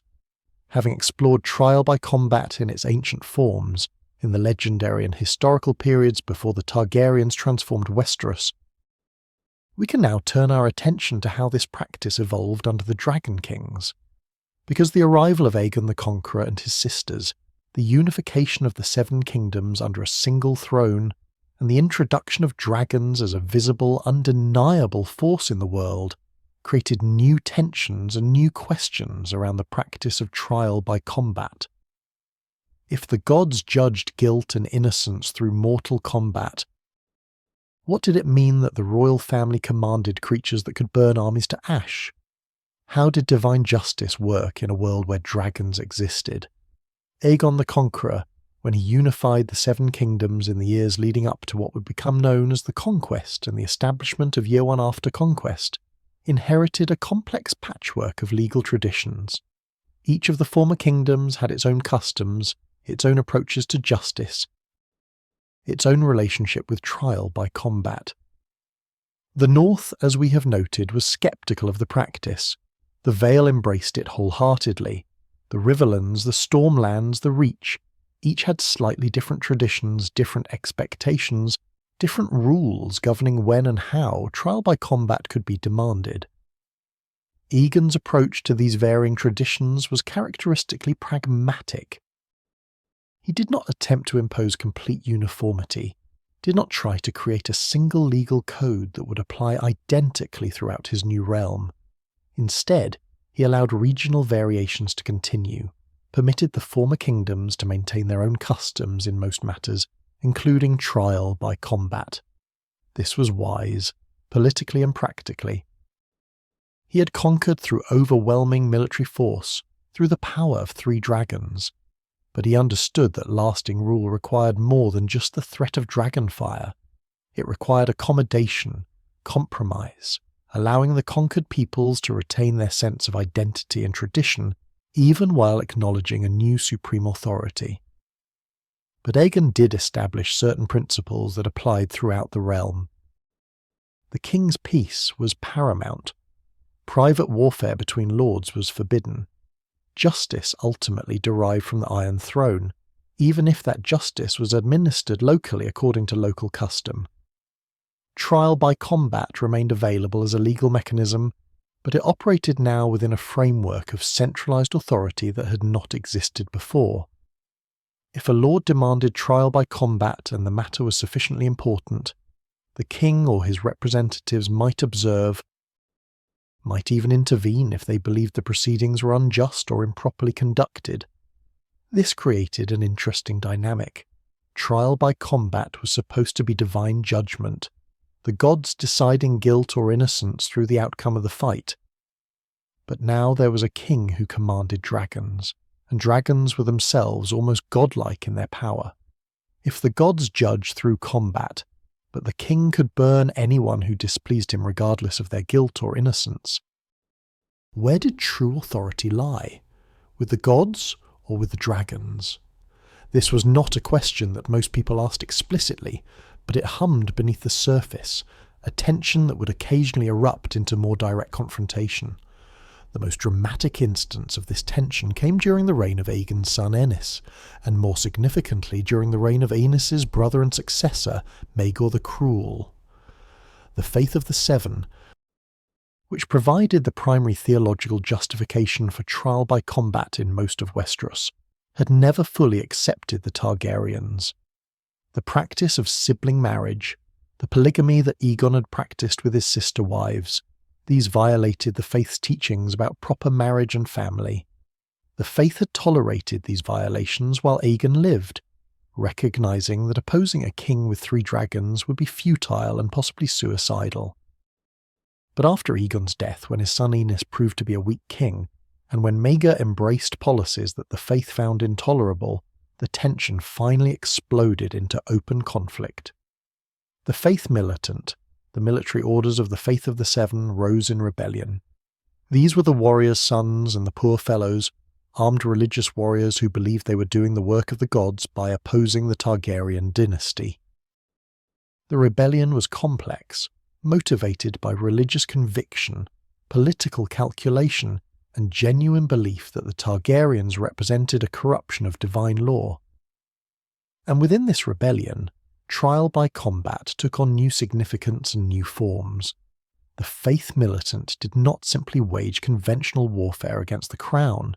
They also challenged Targaryen supporters to trials by combat, framing the entire conflict as a matter of divine judgment. If the gods truly supported the Targaryens, the faith argued, then let that be proven through combat. Let the warrior judge between the faithful and the heretics. This was trial by combat scaled up to an almost metaphysical level, not individual trials determining individual guilt, but a vast religious conflict framed as the gods judging an entire dynasty. Maegor's response to the faith militant was characteristically brutal. He did not shy away from personal combat, did not hide behind champions or behind his dragon. Instead, he fought, personally and repeatedly, against the faith's warriors. These combats were trial by combat in form, though they took on aspects of political theatre and religious warfare as well. Maegor would face the faith's champions, would fight them in front of witnesses, and when he won, as he always did, he would claim that the gods had judged and found the faith's rebellion unjust. The most famous of these combats occurred in the year 33 after conquest, when Maegor faced 7 knights of the warrior's sons simultaneously in the Red Keep's ward. This was not a formal trial by combat in the traditional sense. No specific crime was being adjudicated. But it had all the elements of trial by combat nonetheless. It was framed as divine judgment, with the faith's champions representing the god's will against the king they considered a tyrant and blasphemer. The combat was witnessed by thousands. Religious significance was claimed by both sides, and the outcome would have political and theological implications far beyond the immediate question of who won the fight. Maegor, accompanied by his Kingsguard, fought against the Seven Knights. The combat was fierce and, by all accounts, genuinely dangerous. These were not poor fighters or symbolic opponents. They were skilled warriors who believed absolutely in their cause, who fought with the fervour of religious conviction, and yet Maegor and his Kingsguard prevailed. All 7 of the warriors' sons died. Maegor survived, though wounded. He had proven, at least by the logic of trial by combat, that the gods were on his side, that his kingship was legitimate, that the faith's rebellion was unjust. But had he actually proven this? Or had he merely demonstrated that he was a skilled warrior with skilled guards, facing opponents who were brave but perhaps not as experienced? This question troubled thoughtful observers then, and troubles historians examining the events centuries later. If we take the theology of trial by combat seriously, we must conclude that Maegor's victory represented divine judgment in his favour. But if we approach these events with scepticism, we might see only a brutal king using violence to suppress religious opposition, wrapping that violence in the language of divine judgment to give it legitimacy. Maegor's use of trial by combat was not limited to his conflicts with the faith. Throughout his reign, he employed the practice regularly, both fighting personally and naming champions to fight on behalf of the crown. He seems to have understood the power of trial by combat as political theatre, as a way to demonstrate royal authority while operating within traditional legal frameworks. When lords were accused of treason or rebellion, Maegor might offer them trial by combat, knowing that few could find champions willing to face the king's warriors. The offer appeared magnanimous, appeared to respect traditional rights, but in practice it was often just another path to execution.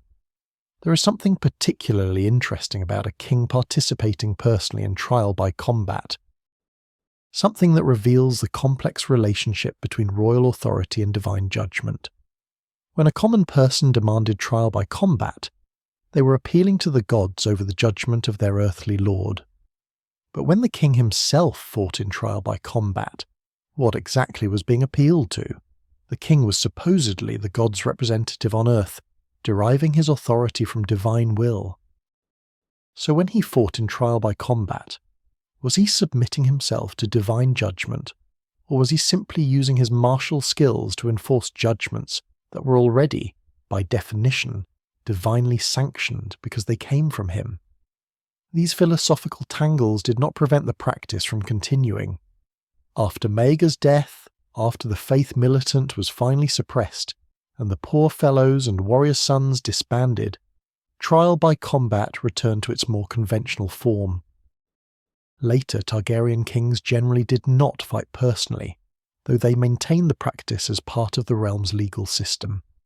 Kings like Jaehaerys the Conciliator, who ruled long and wisely, used trial by combat rarely, but allowed it when demanded, respecting the tradition while preferring to resolve disputes through negotiation and compromise. The Dance of the Dragons, that terrible civil war that tore the realm apart roughly 130 years after Aegon's conquest, saw trial by combat used in new and sometimes peculiar ways.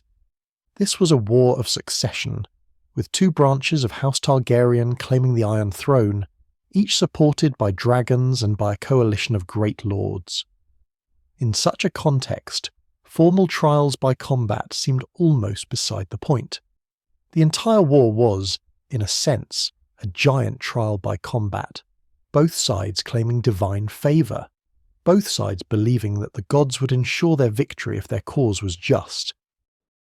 And yet even within this larger conflict, individual trials by combat occurred. Lords accused of treason by one side or the other might demand trial by combat. Champions fought in castle yards, even as dragons burned armies in the fields outside. The practice continued because it was woven so deeply into the legal and cultural fabric of Westeros that even civil war could not entirely disrupt it. People still believed, or at least hoped, that the gods would judge through individual combats even when broader divine judgment seemed absent from the war as a whole. The theological problem of dragons and divine judgment never fully resolved itself during the Targaryen dynasty. On one hand, the faith taught that the gods judged through trial by combat, that the outcome of such trials represented absolute divine will. On the other hand, the Targaryens commanded dragons, creatures of immense power that seemed to transcend normal natural law. How could both be true? How could the gods judge through combat while also allowing one family to possess weapons that made most combat irrelevant? The faith solution, such as it was, involved incorporating dragons into their theological framework. Dragons, they argued, were themselves part of divine providence. The gods had allowed the Targaryens to possess dragons for reasons that might not be fully comprehensible to mortal minds. When Targaryens won battles or trials by combat, that too was divine judgment. The gods working through the unusual gifts they had granted to this family. This reasoning was flexible enough to accommodate almost any outcome, which perhaps suggests its weakness as theology, but also explains its persistence as a practical framework for understanding events. The common people seem to have held a more straightforward view.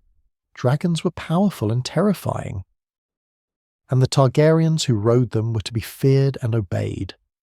Whether the gods specifically granted the Targaryens their victories, or whether they simply possessed overwhelming military force was, from the common perspective, perhaps not a particularly important distinction.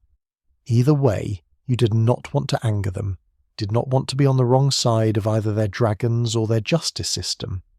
As the Targaryen dynasty continued through its nearly 3 centuries of rule, trial by combat gradually evolved in subtle ways. The practice became somewhat less common among the highest nobility, who increasingly preferred to resolve their disputes through political maneuvering, marriage alliances, and appeals to royal authority rather than through combat. The king's justice, administered through his hand and his council and his network of officials, provided an alternative to the older forms of resolving disputes. You could bring your case to King's Landing, could argue before the Iron Throne, could seek a royal judgment rather than risking trial by combat. But the practice persisted among the lower nobility and, to some extent, among the common people. For those without easy access to royal justice, for those whose disputes could not be resolved through the king's courts, trial by combat remained available. And it retained its theological justification, its claim to represent divine judgment, even as the practical reality increasingly seemed to suggest that wealth and the ability to hire good champions mattered more than the righteousness of one's cause. The Kingsguard, that elite order of 7 knights sworn to protect the king, occasionally served as royal champions in trials by combat. This was considered a great honour, a demonstration of the Kingsguard's unique position as the finest warriors in the realm. When a Kingsguard fought as the king's champion, it was understood that they carried not just the king's authority, but divine sanction, that their victory would represent both royal and sacred judgment. The psychological impact of facing a Kingsguard in trial by combat must have been significant. These were men who had given up everything for their vows, who were reputed to be the deadliest fighters in Westeros, who fought with the absolute certainty that they served a righteous cause. Regional variations in how trial by combat was practiced persisted throughout the Targaryen era, despite the centralizing tendencies of the monarchy. The North remained skeptical, the Stark Lords generally preferring their own forms of justice. Dorne, which was not fully integrated into the Seven Kingdoms until much later in the Targaryen period, maintained its own traditions. The Iron Islands continued to follow the drowned god and their own customs. The Reach, the Stormlands, the Riverlands, each kept elements of their traditional approaches even as they also adapted to the larger framework of royal justice. By the time we reached the later Targaryen kings, the ones who ruled after dragons had gone extinct, trial by combat had become thoroughly institutionalized. It was simply part of how justice worked in Westeros, neither questioned nor particularly celebrated, just accepted as one of several mechanisms through which disputes could be resolved and guilt or innocence determined. The theological justifications remained, the rituals continued, but there was perhaps less fervent belief in the divine aspects and more pragmatic recognition that this was simply how things were done.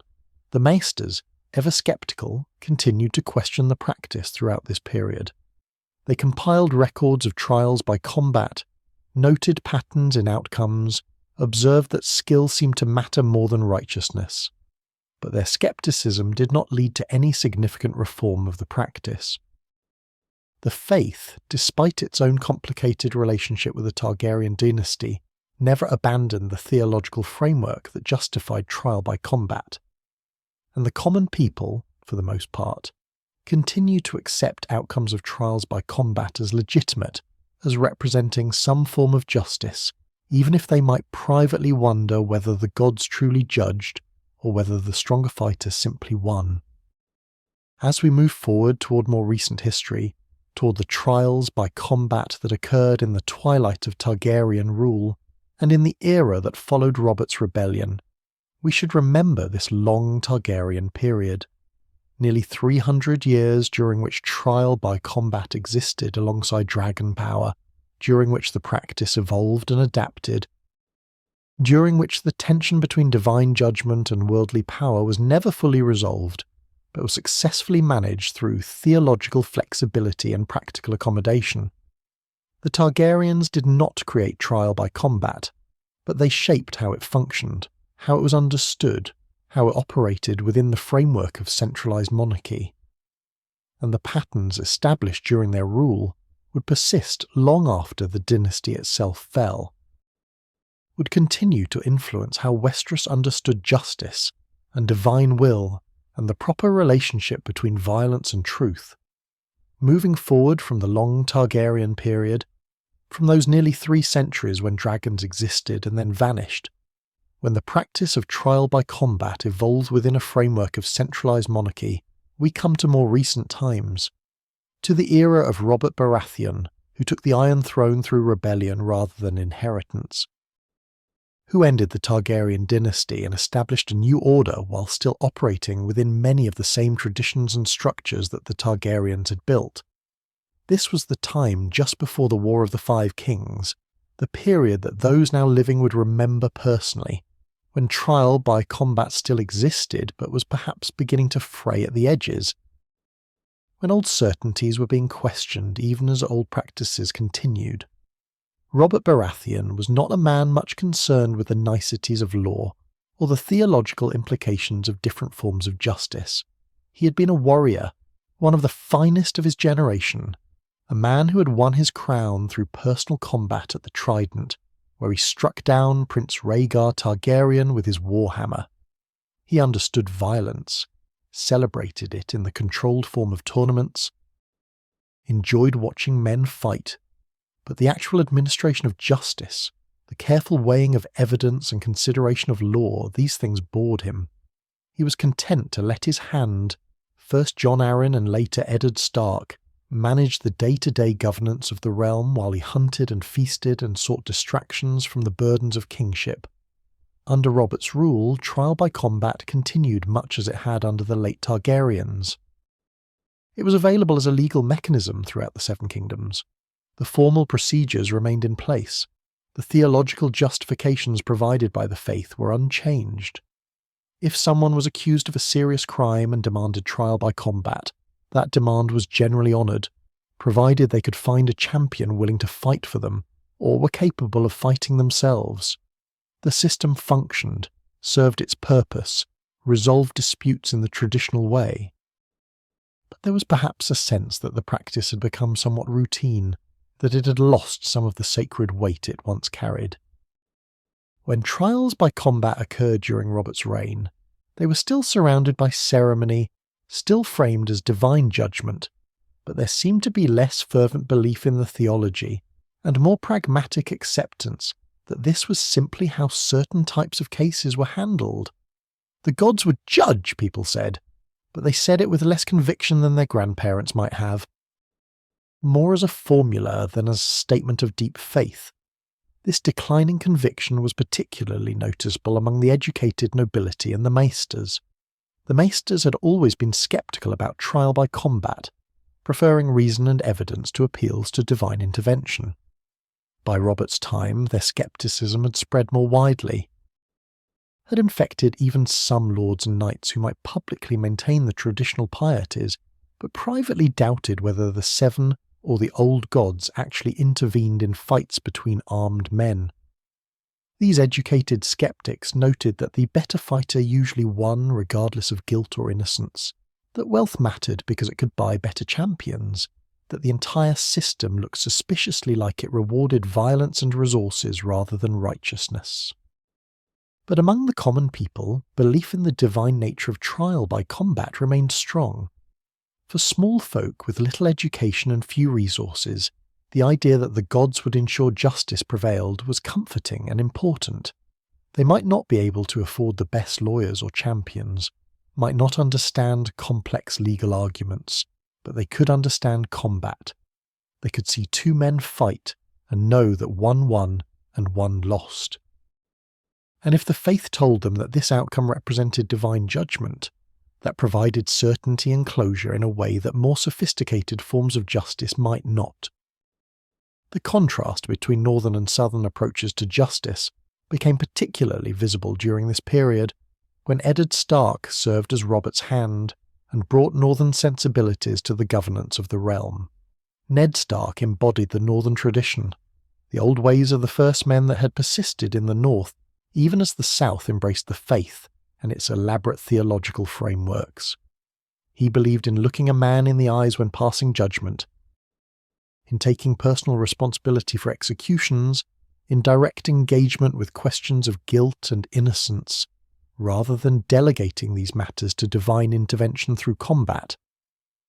When Ned Stark was Lord of Winterfell, before he travelled south to serve as Hand, he heard cases personally, listened to accusations and defences, questioned witnesses, and made decisions based on his assessment of the evidence and his understanding of justice. If he sentenced a man to death, he would often wield the sword himself, the old northern custom that the man who passes the sentence should swing the sword. This was seen in the north as proper and honourable, as taking responsibility for the violence that the law sometimes required. It was honest in a way that trial by combat, with its theological justifications and its use of champions, was not. The North's scepticism about trial by combat had deep roots, stretching back to the first men and their relationship with the old gods. The old gods were silent, gave no clear commandments, provided no elaborate theology. They watched through the weirwood trees, but they did not intervene in obvious ways. The northern tradition was one of personal honour, of doing what was right because it was right, not because the gods would punish you if you did otherwise. In this framework, trial by combat seemed like avoiding responsibility, like letting violence decide matters that should be decided through careful judgment. When trial by combat was demanded in the north, the Starks would allow it because tradition and law required it, because denying someone this ancient right would be seen as tyrannical. But they did so reluctantly, without enthusiasm, and they might quietly advise the accused to accept the Lord's judgment rather than risking combat. The North had champions, certainly, warriors who would fight for others if the price was right, or if they believed in the cause. But the profession was less developed than in the South, less celebrated, less integrated into the social fabric.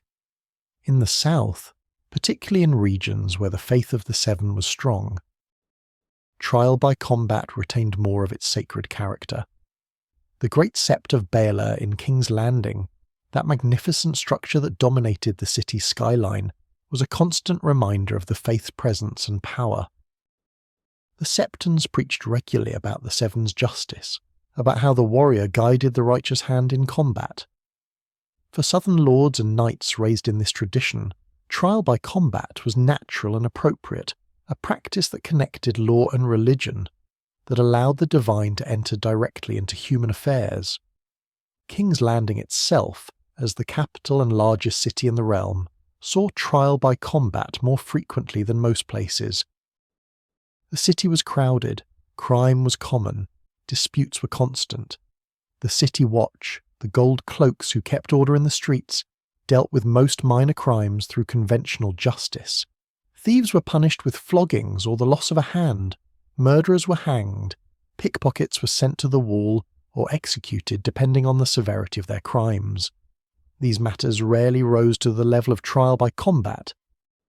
But serious crimes among the nobility, accusations of treason or murder or oath-breaking, these might result in trials by combat. A lord visiting the capital who was accused of plotting against the king might demand trial by combat, rather than trusting his fate to whatever political winds were blowing through the court. A merchant wealthy enough to hire a champion might choose trial by combat if accused of a crime he did not commit. The practice existed as an option, a way of appealing to divine judgment when human judgment seemed uncertain or compromised. The common folk of King's Landing, those hundreds of thousands of people who lived packed into the city's crowded streets and alleys, viewed trial by combat with a mixture of reverence and entertainment. When a trial by combat was announced, particularly one involving important people or serious accusations, crowds would gather to watch. The combat provided spectacle, drama, violence that was sanctioned and safe to observe. People would debate beforehand about who would win, would place bets despite the religious impropriety of gambling on divine judgment, would discuss the outcome afterward in taverns and markets throughout the city. In the Vale, where trial by combat had always been particularly important, the practice continued much as it had for centuries. The Arryn still maintained the elaborate ceremonies, the 3 days of fasting and prayer, the careful consecration of the combat ground. The Vale prided itself on being the most chivalrous region of Westeros, on maintaining the highest standards of knightly behaviour and religious observance. Trial by combat was part of this identity, part of what made the Vale special and superior in its own estimation. The sky cells of the Eyrie continued to serve their terrible purpose, holding prisoners who could demand trial by combat whenever they chose, but who had to find a champion willing to fight for them in this remote mountain fortress. The psychological torture of the sky cells was perhaps more effective than physical torture would have been. Prisoners would spend days or weeks staring at the long drop, feeling the wind, knowing that they could end their torment by demanding trial, but that doing so might simply result in a quicker death if their champion lost. The Riverlands, as always, were more variable in their approach. This region had been fought over for centuries, had changed hands repeatedly, had absorbed influences from all the surrounding kingdoms. Some riverlords embraced trial by combat enthusiastically, maintained champions, followed the elaborate ceremonies. Others used it more reluctantly, preferred negotiation and compromise, treated trial by combat as a last resort rather than a preferred mechanism. The diversity of the Riverlands meant that legal traditions varied from holding to holding, that you might find very different attitudes toward trial by combat depending on which castle you visited. The Reach, wealthy and populous, continued to produce many of the finest champions in the realm. The martial traditions of the Reach were strong, the knights numerous and well-trained. Young men seeking to make names for themselves might serve as champions, might fight trial after trial, building reputations that could lead to positions in the households of great lords, or to wealth earned through their services. The Reach was also home to the Citadel in Old Town, where the maesters trained, and so it was a region where sophisticated skepticism about trial by combat coexisted with continued practice of the tradition. The Stormlands maintained their fierce warrior culture, their celebration of combat and martial prowess. Robert Baratheon himself embodied this culture, and his rule, such as it was, reinforced rather than challenged it. The Stormlords continued to use trial by combat regularly, to see it as a natural and appropriate way of resolving disputes. The theology might be somewhat beside the point for these pragmatic warriors. What mattered was that strong men could prove their worth through combat, that disputes could be settled definitively rather than lingering unresolved. Dorne, which had joined the Seven Kingdoms through marriage rather than conquest and which maintained its distinctive culture and traditions, continued to practice trial by combat in its own way. The Dornish were less concerned with the gender restrictions that applied elsewhere, more willing to accept women as champions or as participants in trials. They were also more pragmatic about tactics, less concerned with chivalric ideals of fair fighting. A Dornish champion might use poison if they could get away with it, might employ deception or unusual weapons, might fight in ways that knights from other regions would consider dishonourable. The Dornish reasoning was simple. If the gods truly judged, they would ensure the righteous outcome regardless of tactics. If they did not, then fighting smart was better than fighting fair. The Maesters during this period continued their quiet campaign of skepticism about trial by combat. They did not openly oppose the practice, understanding that to do so would be to challenge the faith and tradition simultaneously. But in their teachings at the Citadel, in their private correspondence, in their advice to the lords they served, they planted doubts. They compiled statistics showing that larger, better-trained champions won more often. They documented cases where obviously guilty people had won trials by combat, through superior fighting skill or better champions. They raised philosophical questions about why the gods would judge through combat rather than through clearer signs. This Maester skepticism influenced some of the lords they served, particularly those who valued education and reason.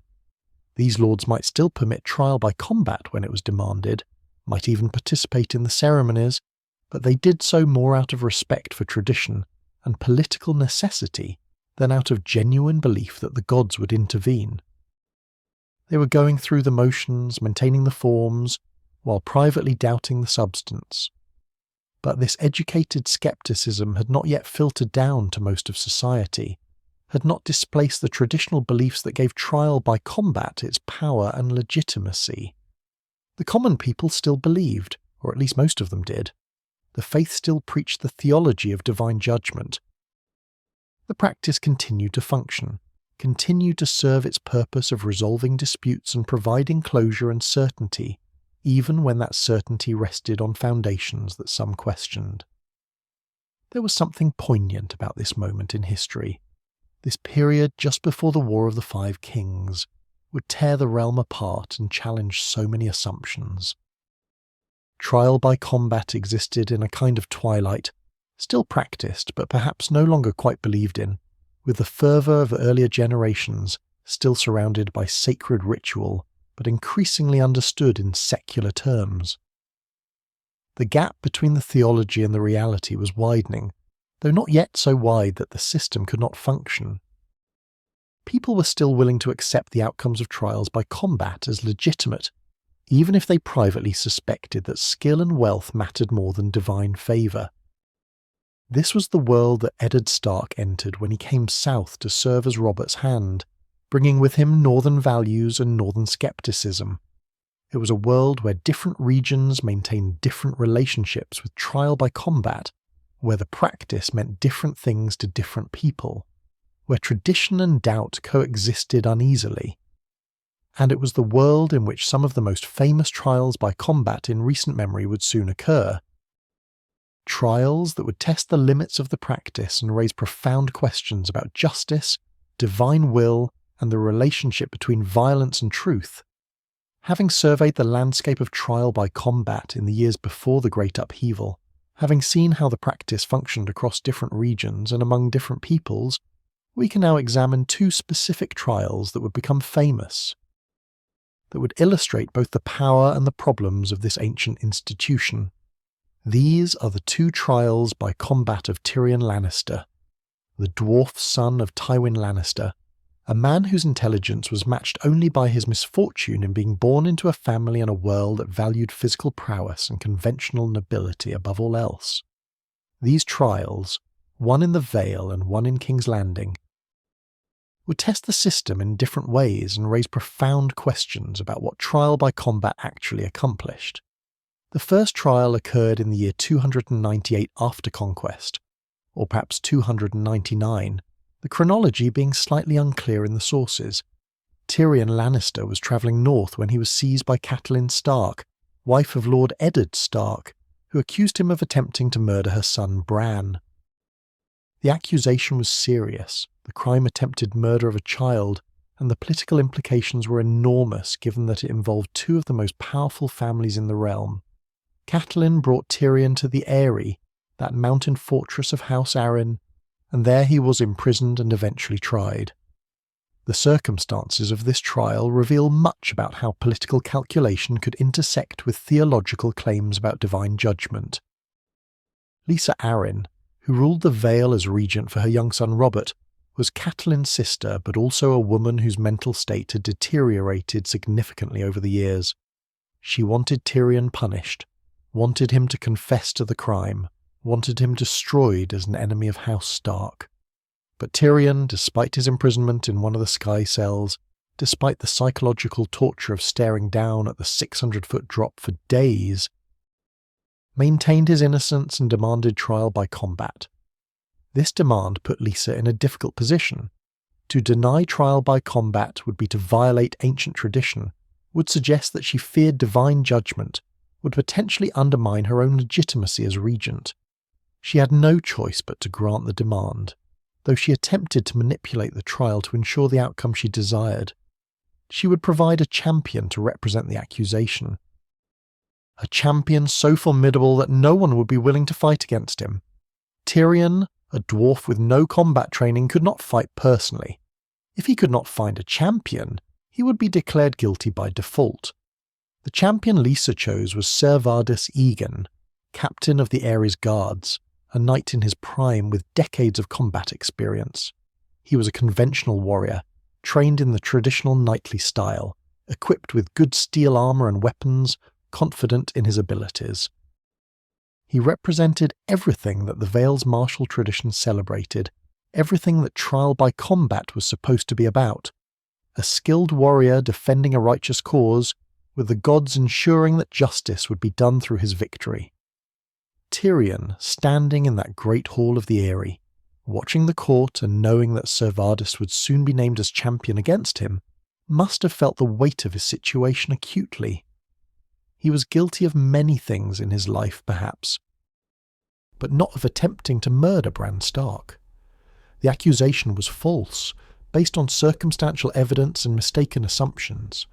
But false accusations could kill just as surely as true ones if he could not find someone willing to risk their life fighting for him. And this is where Bronn enters the story. Bronn was a sellsword, a mercenary who had attached himself to Tyrion's party during the journey north, seeing an opportunity for profit in service to a Lannister. He was not particularly loyal, not motivated by any sense of honour or justice, not concerned with whether Tyrion was actually guilty or innocent. He was a pragmatist, a survivor, someone who calculated odds and made decisions based on rational self-interest. And when Tyrion asked if anyone would champion him, Bronn stepped forward, not out of friendship or belief in Tyrion's innocence, but because he saw an opportunity. The negotiation between Tyrion and Bronn, conducted quickly in that public setting, reveals much about how trial by combat actually functioned beneath its theological justifications. Tyrion promised Bronn money, a great deal of money if he won. He promised him lands and position. The kinds of rewards that could transform a common sellard into a man of property and status. These were not spiritual motivations. This was not a champion fighting because he believed the gods would guide his hand in defence of the innocent. This was a business transaction, a calculated risk that Bronn believed he could survive and profit from. Bronn agreed to serve as champion not because he had evaluated the evidence and concluded that Tyrion was innocent, but because he evaluated Ser Vardis as an opponent and concluded that he could win. This distinction is crucial for understanding what this trial by combat actually represented. The theology claimed that the gods would judge through the combat's outcome, but the practical reality was that Bronn, who cared nothing for the gods or for justice, was making a military calculation about his chances against a particular opponent. The combat itself, when it occurred in the Ares Hall, demonstrated why Bronn's confidence was justified. Ser Vardis fought in the conventional style he had trained in for decades, the style that had served him well in countless tournaments and battles. He was methodical, powerful, protected by good armour. But Bronn fought differently, fought like someone whose survival had always depended on being quicker and cleverer than his opponents. He wore lighter armour, moved faster, refused to engage on Ser Vardis's terms. The fight was not particularly long or dramatic. Bronn circled and dodged, let Ser Vardis tire himself swinging at an opponent who would not stand still, and then struck when the opportunity presented itself. Ser Vardis, exhausted by his heavy armour and his unsuccessful attempts to land a killing blow, made a mistake, and Bronn killed him efficiently and without ceremony. The champion of righteousness. The knight defending the just cause of a woman accusing a child murderer fell defeated. The sellsword fighting for gold, who had no opinion on his client's guilt or innocence, stood victorious. According to the theology of trial by combat, this outcome represented divine judgment. The gods had judged, and they had found Tyrion innocent. Lysa Arryn, for all her desire to see Tyrion punished, had no choice but to accept this verdict. The trial had been conducted properly, the combat had been witnessed, and the gods had spoken through the clash of steel. Tyrion was declared innocent and was free to leave the Eyrie. But we might ask, did the gods actually judge? Or did skill triumph over righteousness? Did divine intervention guide Bronn's blade, or did a more experienced and tactically sophisticated fighter defeat a slower, more conventional opponent? These questions troubled some observers even at the time, though they could not be openly voiced without challenging the entire theological framework that justified the practice. The faith taught that questions about divine intervention were themselves faithless, that to doubt the outcome was to doubt the gods. The second trial by combat involving Tyrion Lannister occurred several years later, in circumstances even more dramatic and with stakes even higher. In the year 300 after conquest, King Joffrey Baratheon died at his own wedding feast, poisoned by persons unknown. Tyrion, who had served as Hand of the King during part of Joffrey's reign, and who was known to despise his nephew, was accused of the murder. The accusation came from Cersei Lannister, Tyrion's sister and Joffrey's mother, who was convinced of his guilt and determined to see him executed. The trial that followed was less about determining actual guilt than about satisfying Cersei's desire for revenge and managing the political fallout of a king's murder.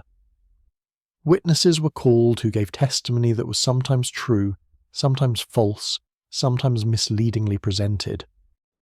The trial was held before the king, the new boy King Tommen, but everyone understood that the real judgment was being made by Tywin Lannister and by those lords who sat in judgment. The outcome seemed predetermined. Tyrion would be found guilty, and he would be executed. Faced with this situation, with a trial that was clearly biased against him, with witnesses perjuring themselves and evidence being manipulated, Tyrion demanded trial by combat. It was his right under the law, his ancient privilege as a citizen of the Seven Kingdoms. The demand could not be refused, despite how inconvenient it was for those who wanted him convicted. And so, for the second time in his life, Tyrion would have his fate determined by combat between champions, by whether the gods would grant victory to the righteous or whether skill and strength would determine the outcome. But this time, finding a champion was more difficult. Bronn, who had served Tyrion well in the Vale, had risen in status since then, had been promised marriage to a noblewoman by Cersei in exchange for not serving as Tyrion's champion again.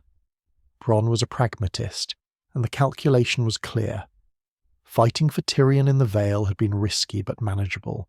Fighting for him in King's Landing against whatever champion Cersei would name, with the entire Lannister family arrayed against him, was far more dangerous and offered far fewer rewards. Bronn declined, and Tyrion could not blame him for it. Cersei named Sir Gregor Clegane as her champion, a choice that was both tactically brilliant and morally revealing. Gregor Clegane, called the Mountain That Rides, was perhaps the most feared warrior in Westeros. He stood nearly 8 feet tall, possessed strength that seemed almost inhuman, and had a reputation for exceptional cruelty and violence. He had won countless battles and fights, had killed more men than he could probably count, and was utterly loyal to House Lannister. To face him in single combat was almost certainly to die, and everyone knew it. The choice of the Mountain as champion raises uncomfortable questions about the theology of trial by combat. If the gods truly judged through combat, if divine intervention ensured that the righteous cause prevailed, then why did it matter that Cersei chose the most physically formidable warrior available? Should not the gods ensure victory regardless of the champion's size or strength? But of course, everyone understood that it did matter, that facing the Mountain was a near impossible challenge, that Cersei had effectively ensured the outcome she desired by selecting a champion no reasonable person would dare face. Tyrion sat in his cell in the bowels of the Red Keep, knowing that he was almost certainly going to die. That few warriors in the realm would be willing to face the Mountain on his behalf, and that those who might be willing probably could not win. And then Oberyn Martell, Prince of Dorne, came to him and offered to serve as his champion. This offer was unexpected, and Tyrion was initially suspicious of the motives behind it. Why would a Prince of Dorne risk his life for a Lannister? The answer, as Oberyn explained, had nothing to do with Tyrion's guilt or innocence, and everything to do with old grievances and the desire for revenge. Years before, during Robert's rebellion, Gregor Clegane had raped and murdered Oberyn's sister Elia Martell and killed her children. This crime had never been properly punished. Robert had pardoned those involved in order to secure Lannister support. Tywin Lannister had claimed the killings were unfortunate but necessary, and Gregor had never faced justice for what he had done. Oberyn saw Tyrion's trial by combat as an opportunity for personal vengeance disguised as divine judgment.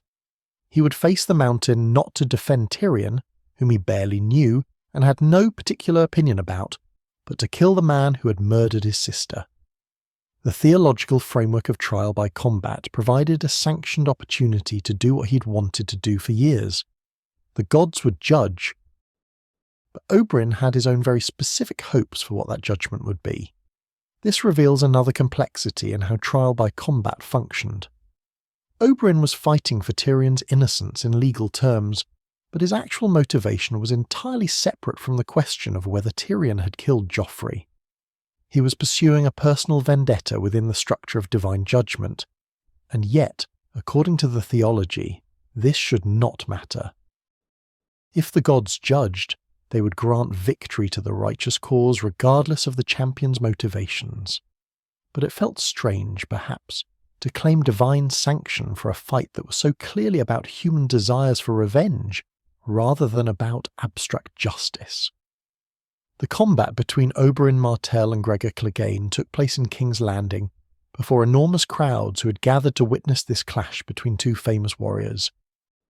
Oberyn fought with a spear, as was the Dornish tradition, relying on speed and reach and the poison he had coated his weapon with. The Mountain fought with his characteristic overwhelming force, wielding a great sword that would be unwieldy in most men's hands, but which he swung with terrible efficiency. For a time it appeared that Oberyn would win. He was faster, more skilled, fighting with intelligence and strategy against an opponent who relied primarily on brute strength.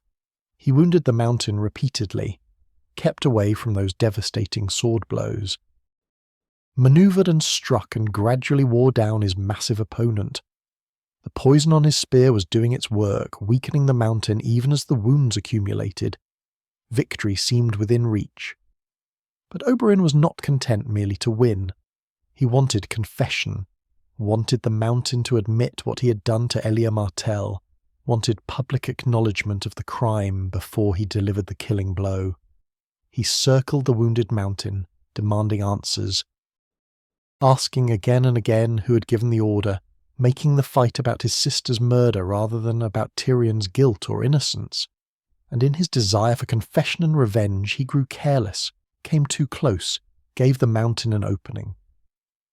What happened next was swift and brutal. The Mountain, though wounded and poisoned, still possessed his terrible strength. He caught Oberyn, pulled him down, and killed him in a manner so violent that the witnesses were horrified. The champion, who had seemed certain to win, who had fought so well and so cleverly, died because he wanted more than victory. because he let his personal desires override tactical prudence, and with Oberyn's death Tyrion was declared guilty. The gods had judged, or so the theology claimed. But had they? This trial by combat raises perhaps more questions than any other in recent history. Oberyn had been winning by every tactical measure. His fighting was superior, his strategy sound. He lost not because the Mountain was the better warrior, but because he made a mistake driven by his desire for confession and revenge. If the gods truly judged guilt and innocence, why did they allow skill to nearly triumph, only to have victory snatched away by a moment of human weakness? Why did Tyrion's guilt or innocence seem to matter less than Oberyn's psychological needs? And then there is the uncomfortable fact that the Mountain, having won the trial, died of his wounds and the poison shortly thereafter. Oberyn achieved his revenge even in death, killed the man who had murdered his sister even as he himself was killed. If the gods judged through combat, what did it mean that both champions died? Was this some complex divine message that neither side was entirely righteous? Or was it simply that two men fought, one made a tactical error, and poison works slowly but inexorably? These two trials by combat involving Tyrion Lannister illustrate the tensions at the heart of the practice. In the Vale, a sellsword motivated purely by profit defeated a knight defending what seemed to be a righteous cause, and the theology had to accommodate this by declaring that the sellsword's victory represented divine judgment of innocence. In King's Landing, a prince fighting partially for vengeance lost because of a personal psychological need, and the theology had to declare that this outcome represented divine judgment of guilt. In both cases, the actual question of Tyrion's guilt or innocence in the crimes he was accused of seemed almost irrelevant to the outcomes. Tyrion himself, after his second trial, after Oberyn's death left him condemned, would reflect bitterly on the system. He had been declared innocent once and guilty once, both times through trial by combat, both times with the outcome determined more by the specific skills and mistakes of his champions than by any plausible divine intervention. The system had given him his life in the Vale and taken it away in King's Landing, and the difference seemed to be luck and circumstance rather than truth or justice. These trials became famous throughout the realm, were discussed and debated, became examples used in arguments about whether trial by combat truly represented divine judgment. Those who believed in the theology could point to them as examples of the gods' mysterious ways, of how divine will work through human agency in complex patterns that mortals could not fully understand. Those who were skeptical could point to them as evidence that skill and circumstance determined outcomes, that calling these fights divine judgment was simply a way of sanctifying violence and calling it justice. What these trials revealed, most fundamentally, was that trial by combat could produce any outcome depending on who fought and how they fought, and what mistakes were made in the heat of battle. The system claimed to provide certainty, claimed that the gods would judge definitively between guilt and innocence. But the reality was uncertainty disguised as certainty, human violence wrapped in religious language, outcomes that were then rationalized as representing divine will regardless of how arbitrary they might appear. Tyrion's two trials, so different in their details but so similar in raising uncomfortable questions, would become case studies for generations to come in the ongoing debate about whether trial by combat represented divine justice or simply a formalized way of letting violence determine outcomes that reason could not resolve. Having examined these specific trials, having seen how trial by combat functioned in practice with all its complications and contradictions, we can now step back and contemplate the deeper questions that this practice raises. Questions about divine will and human agency, about the nature of justice and the limits of knowledge, about why people believe what they believe, and what happens when those beliefs confront uncomfortable realities. These are not questions with easy answers, and we should not expect to resolve them definitively. But exploring them, turning them over slowly in our minds, helps us understand not just trial by combat, but something more fundamental about how societies create meaning and order in a world that often seems chaotic and unjust. The central claim of trial by combat, the theological foundation that justified thousands of years of this practice, was that the gods judge through the outcome of the fight. Whether you believed in the Seven, or the old gods, or even the drowned god, the principle was the same. The divine would intervene in mortal affairs to ensure that truth prevailed, that the guilty were punished, and the innocent vindicated.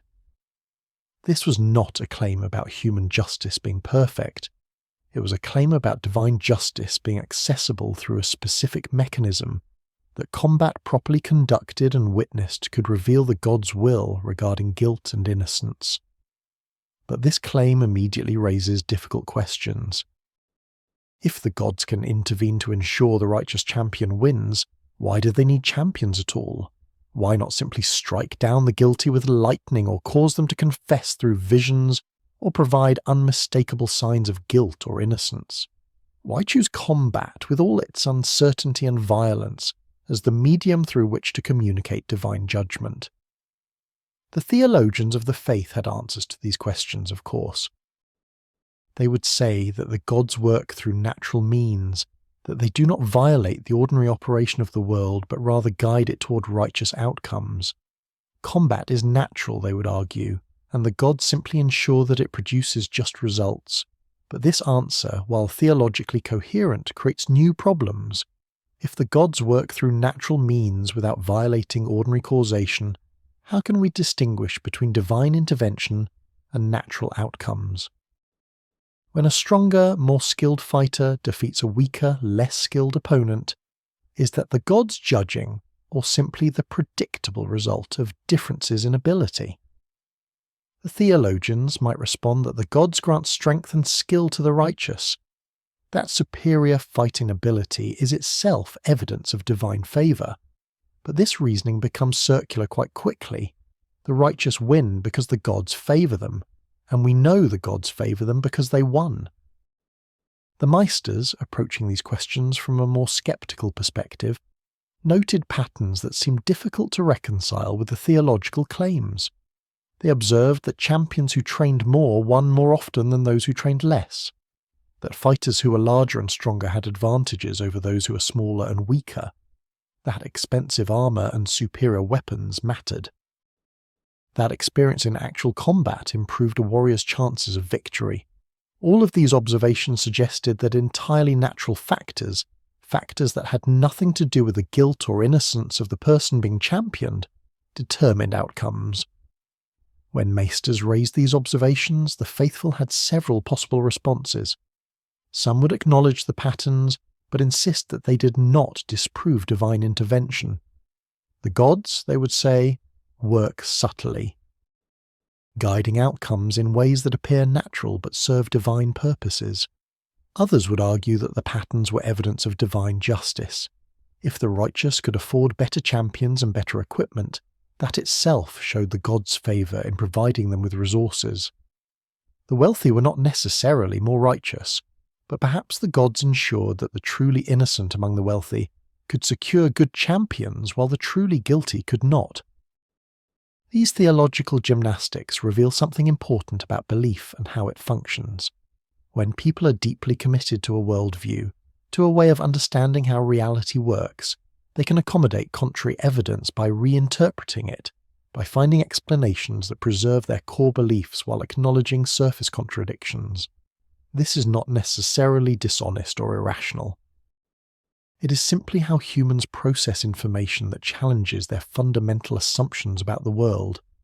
The faithful who witnessed trials by combat where the obviously stronger fighter won could maintain their belief in divine judgment by adjusting their understanding of how divine judgment worked. But there is a limit to how much contradiction any belief system can accommodate, while remaining coherent and psychologically satisfying. And trial by combat, particularly in its later period, pushed against those limits repeatedly. Cases like Tyrion's trials, where outcomes seemed to depend more on tactical decisions and random chance than on guilt or innocence, created cognitive dissonance even for believers. How could the gods judge through Bronn's victory in the Vale if Bronn himself had no belief in divine judgment and was fighting purely for gold? How could Oberyn's defeat in King's Landing represent divine judgment when he had been winning until a moment of personal psychological weakness changed the outcome? Perhaps the most troubling aspect of trial by combat, from a theological perspective, was the obvious role of wealth. A wealthy noble accused of a crime could hire the best champion available, could offer enormous sums to secure the services of a legendary warrior. A poor commoner accused of the same crime might find no one willing to champion them, or might only be able to afford a mediocre fighter. If the gods truly judged guilt and innocence, why would they require the accused to find and pay for a champion at all? Why make divine justice accessible only to those with resources? The faith's response to this problem was that the gods would provide champions for the truly innocent, even among the poor. There were stories of champions appearing mysteriously to defend those who had no money, of pious warriors fighting for justice rather than gold, of divine intervention, ensuring that the righteous were not abandoned. These stories served an important function, reassuring people that the system was not simply a mechanism by which the wealthy could buy acquittal, but the stories were necessarily exceptional cases, tales told precisely because they were unusual. The normal pattern was that wealth mattered, that those who could pay for good champions had better outcomes than those who could not. Some defenders of the system argued that this was not actually a problem, that it reflected the proper ordering of society. The nobility were nobles because the gods had placed them in positions of authority and prosperity. If they tended to have better outcomes in trial by combat, that simply demonstrated that the gods protected those they had elevated. This argument was self-serving, obviously, and convenient for those who benefited from it. But it had a certain internal logic, and it allowed the wealthy to maintain trial by combat without feeling that the system was unjust. The question of whether trial by combat actually delivered justice might be approached from another angle. Perhaps we should ask not whether the gods intervened to ensure righteous outcomes, but whether the system as a whole, with all its flaws, produced better results than the available alternatives. In a world without modern forensics, without DNA, evidence or fingerprints or security cameras, determining guilt for many crimes was genuinely difficult. One person's word against another's, no objective way to verify claims, justice systems that depended heavily on confessions obtained through torture. Trial by combat at least offered a mechanism that both parties could agree to, that produced a definitive outcome, that could be wrapped in religious legitimacy. From this pragmatic perspective, whether the gods actually intervened mattered less than whether people believed they did, and therefore accepted the outcomes as legitimate. If trial by combat allowed disputes to be resolved without escalating into blood feuds or private wars, if it provided closure and finality, if it gave people a framework for understanding outcomes even when those outcomes were painful, then perhaps it served a valuable social function regardless of its theological validity. But this pragmatic justification only works if people actually believe in the system, if they accept its outcomes as legitimate. And the evidence suggests that belief in the divine nature of trial by combat was declining during the late Targaryen period and into the era of Robert's rule. The educated classes were increasingly sceptical. Maesters openly questioned the practice. Even among the faithful, there was perhaps less fervent conviction that every trial by combat represented clear divine judgment. The system continued to function, but it was functioning more on the basis of tradition and legal precedent than on widespread passionate belief in its theological foundations. This raises yet another question. Can a system that claims religious justification continue to work once people stop believing in that justification? Trial by combat had persisted for thousands of years, had survived cultural changes and political upheavals, had adapted to different theological frameworks from the old gods to the seven. But what happens when the core claim that the gods judge through combat becomes something that people recite as formula rather than embrace as truth? Does the system collapse, or does it simply transform into something different? a legal mechanism that happens to involve combat but no longer claims divine sanction. The problem of skilled fighters versus guilty innocents was something that thoughtful people in Westeros wrestled with throughout the practice's long history. If you are innocent of a crime but unable to fight, and unable to afford a good champion, and you are forced into trial by combat against a skilled warrior who has no opinion on your guilt but is simply doing a job, what does your likely defeat actually prove? The theology says it proves you are guilty because the gods judge, and the gods would not allow the innocent to lose. But any rational observer can see that it proves nothing, except that your opponent was a better fighter. This particular problem becomes especially acute in cases where we have independent knowledge of guilt or innocence. When someone demands trial by combat for a crime we know they committed, and they hire an excellent champion who wins, what are we to make of this? The theology requires us to accept that the person was actually innocent, that our supposed knowledge of their guilt was mistaken, that the gods have revealed truth through the combat's outcome. But this requires rejecting our own observations and reasoning in favour of the trial's result. Some people can do this, can genuinely convince themselves that they were wrong and the gods were right. Others cannot, and they are left with the uncomfortable recognition that a guilty person has been declared innocent through a system that claims divine authority. The faith's position on such cases was that mortal knowledge is imperfect, that we can never be absolutely certain of guilt or innocence based on our limited understanding, that only the gods see all and know all. Therefore, when trial by combat produces a result that contradicts our understanding, we should defer to divine judgment rather than trusting our fallible human perception. This is a coherent theological position, but it requires a level of faith that not everyone possesses. It requires being willing to doubt your own senses and reason, in favour of accepting the authority of a religious framework.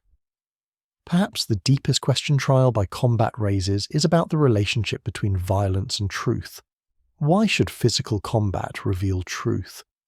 What is the connection between the ability to fight well and the accuracy of the claims you make or the crimes you are accused of? In most contexts, we recognise that these things are entirely separate.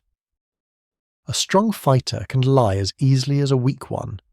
A skilled warrior might be guilty of any number of crimes, yet trial by combat requires us to believe that in this specific context, properly ritualised and conducted, combat becomes a medium through which truth is revealed.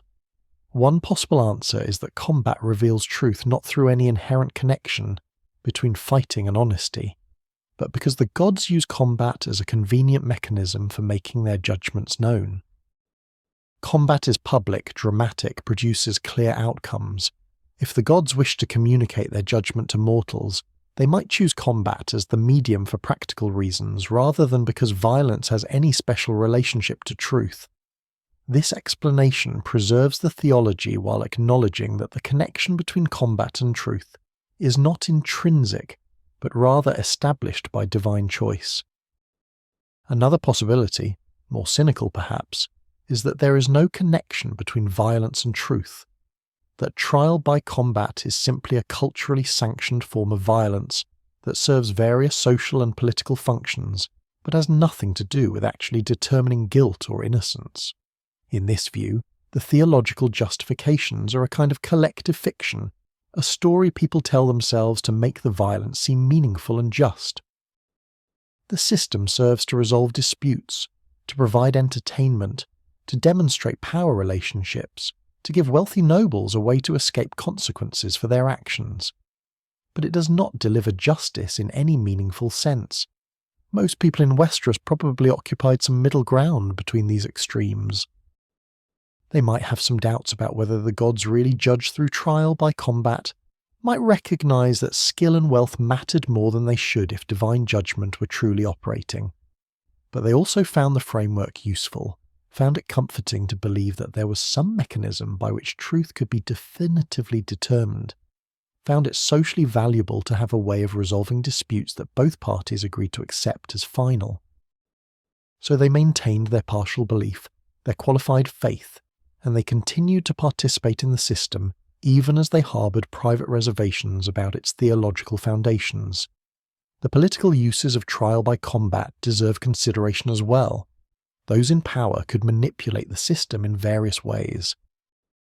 They could choose champions for the accusation who were particularly formidable, could pressure potential champions not to fight for the accused, could structure trials in ways that made certain outcomes more likely, while maintaining the appearance of following proper procedure. Trial by combat claimed to remove judgment from human hands and place it in divine hands, but in practice human manipulation remained possible and common. The powerful could use the system to legitimate outcomes they desired, wrapping their political calculations in religious language. And yet, the system also had the potential to constrain power in certain ways. Even a king could not simply declare someone guilty and execute them if that person demanded trial by combat. The ancient right had to be respected, or the king would risk appearing tyrannical and faithless. Trial by combat therefore created a space where outcomes were at least somewhat uncertain, where the powerful could not completely control results, where an accused person had a chance, however slim, of prevailing against political forces arrayed against them. This constraining function might have been more important than the system's ability to actually determine guilt or innocence.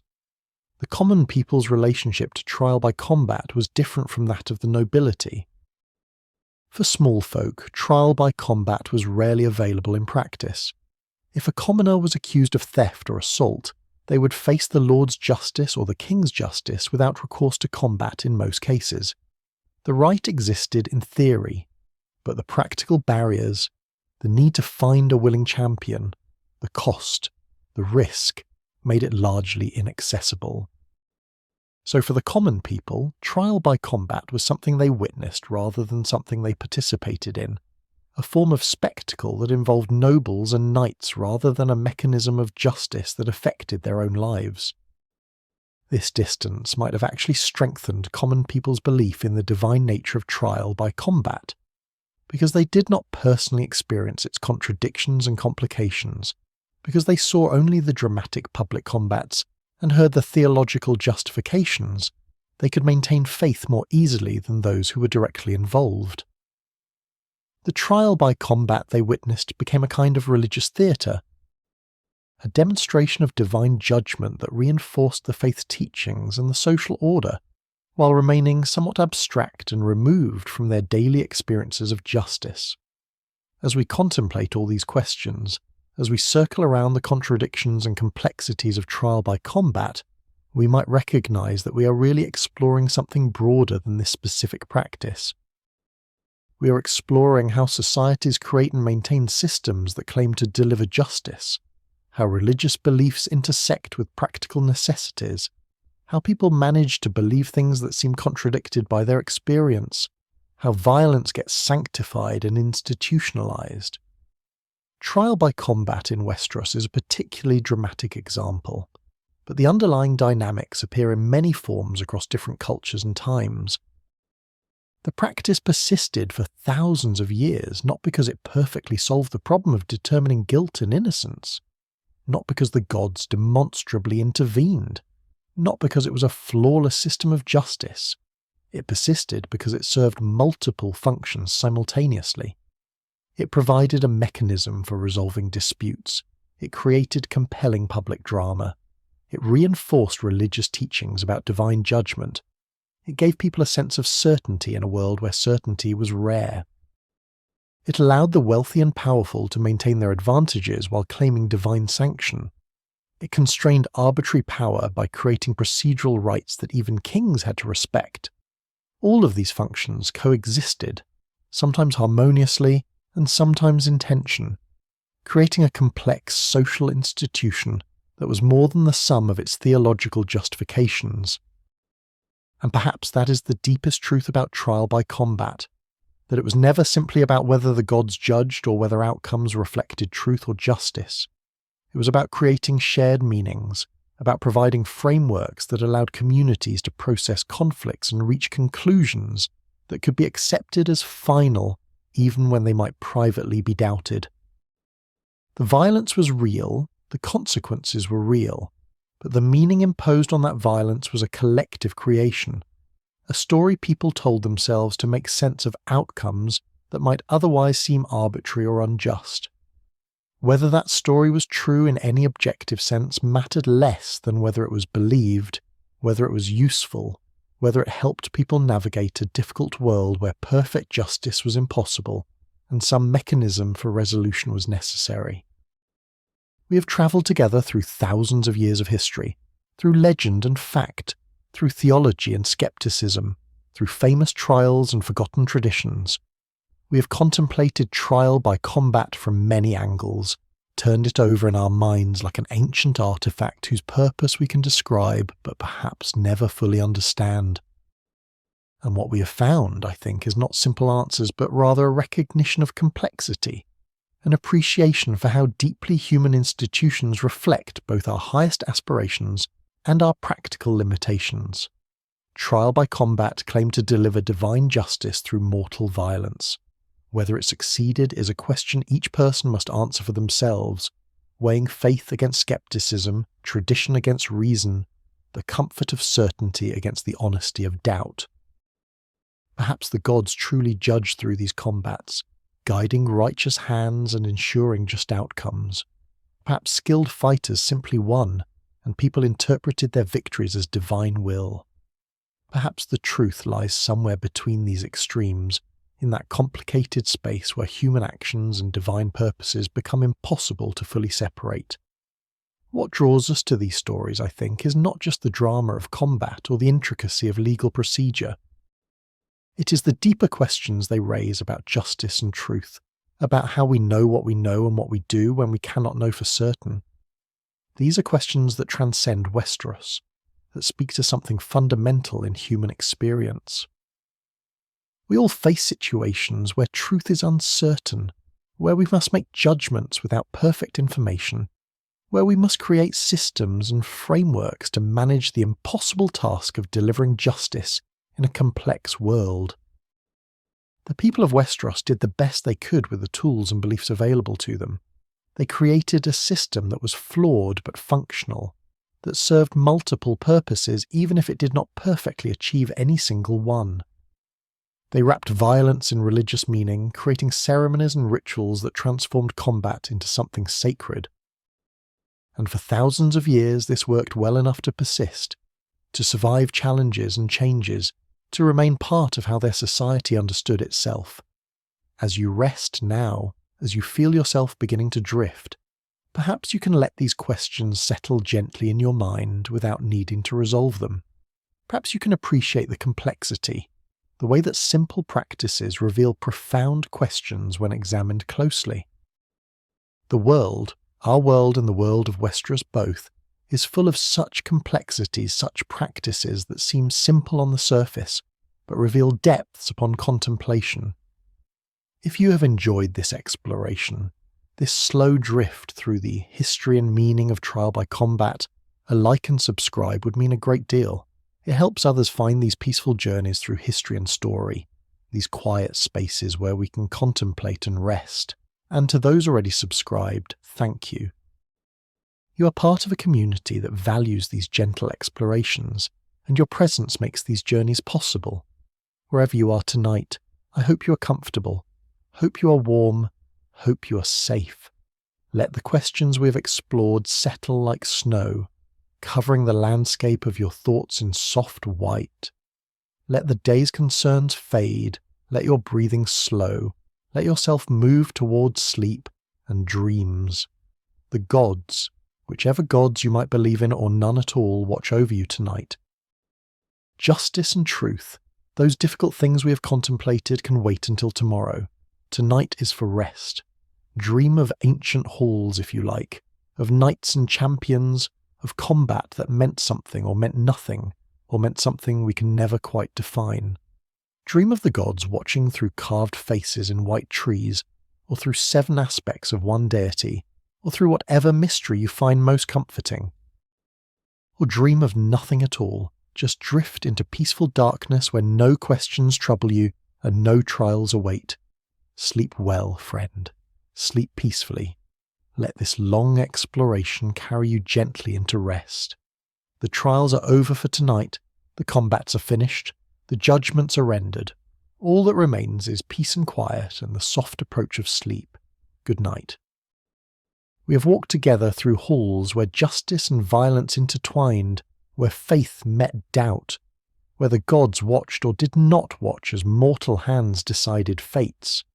We have seen champions fight for strangers, seen the innocent declared guilty, and the guilty declared innocent, seen a practice that claimed divine certainty reveal only human complexity.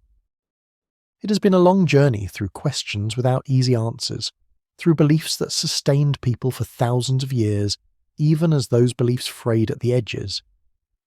You have been a patient companion through these contemplations, through these slow circles around truth and violence and the meanings we impose on both. The story of trial by combat is ultimately a story about how we face uncertainty, how we create systems to manage the impossible, how we tell ourselves stories to make sense of a world that often seems senseless. These are old questions, eternal questions, and they connect us across time to all those who struggled with them before. Let those struggles rest now. Let the weight of judgment fall away. Let the questions settle into quiet. The swords are sheathed, the champions have left the field, the gods have finished their watching for tonight. You have kept vigil long enough. The night is gentle now, full not of terrors but of peace. Your watch has ended. Sleep comes. Let it carry you into darkness soft as snow. Rest now. Rest.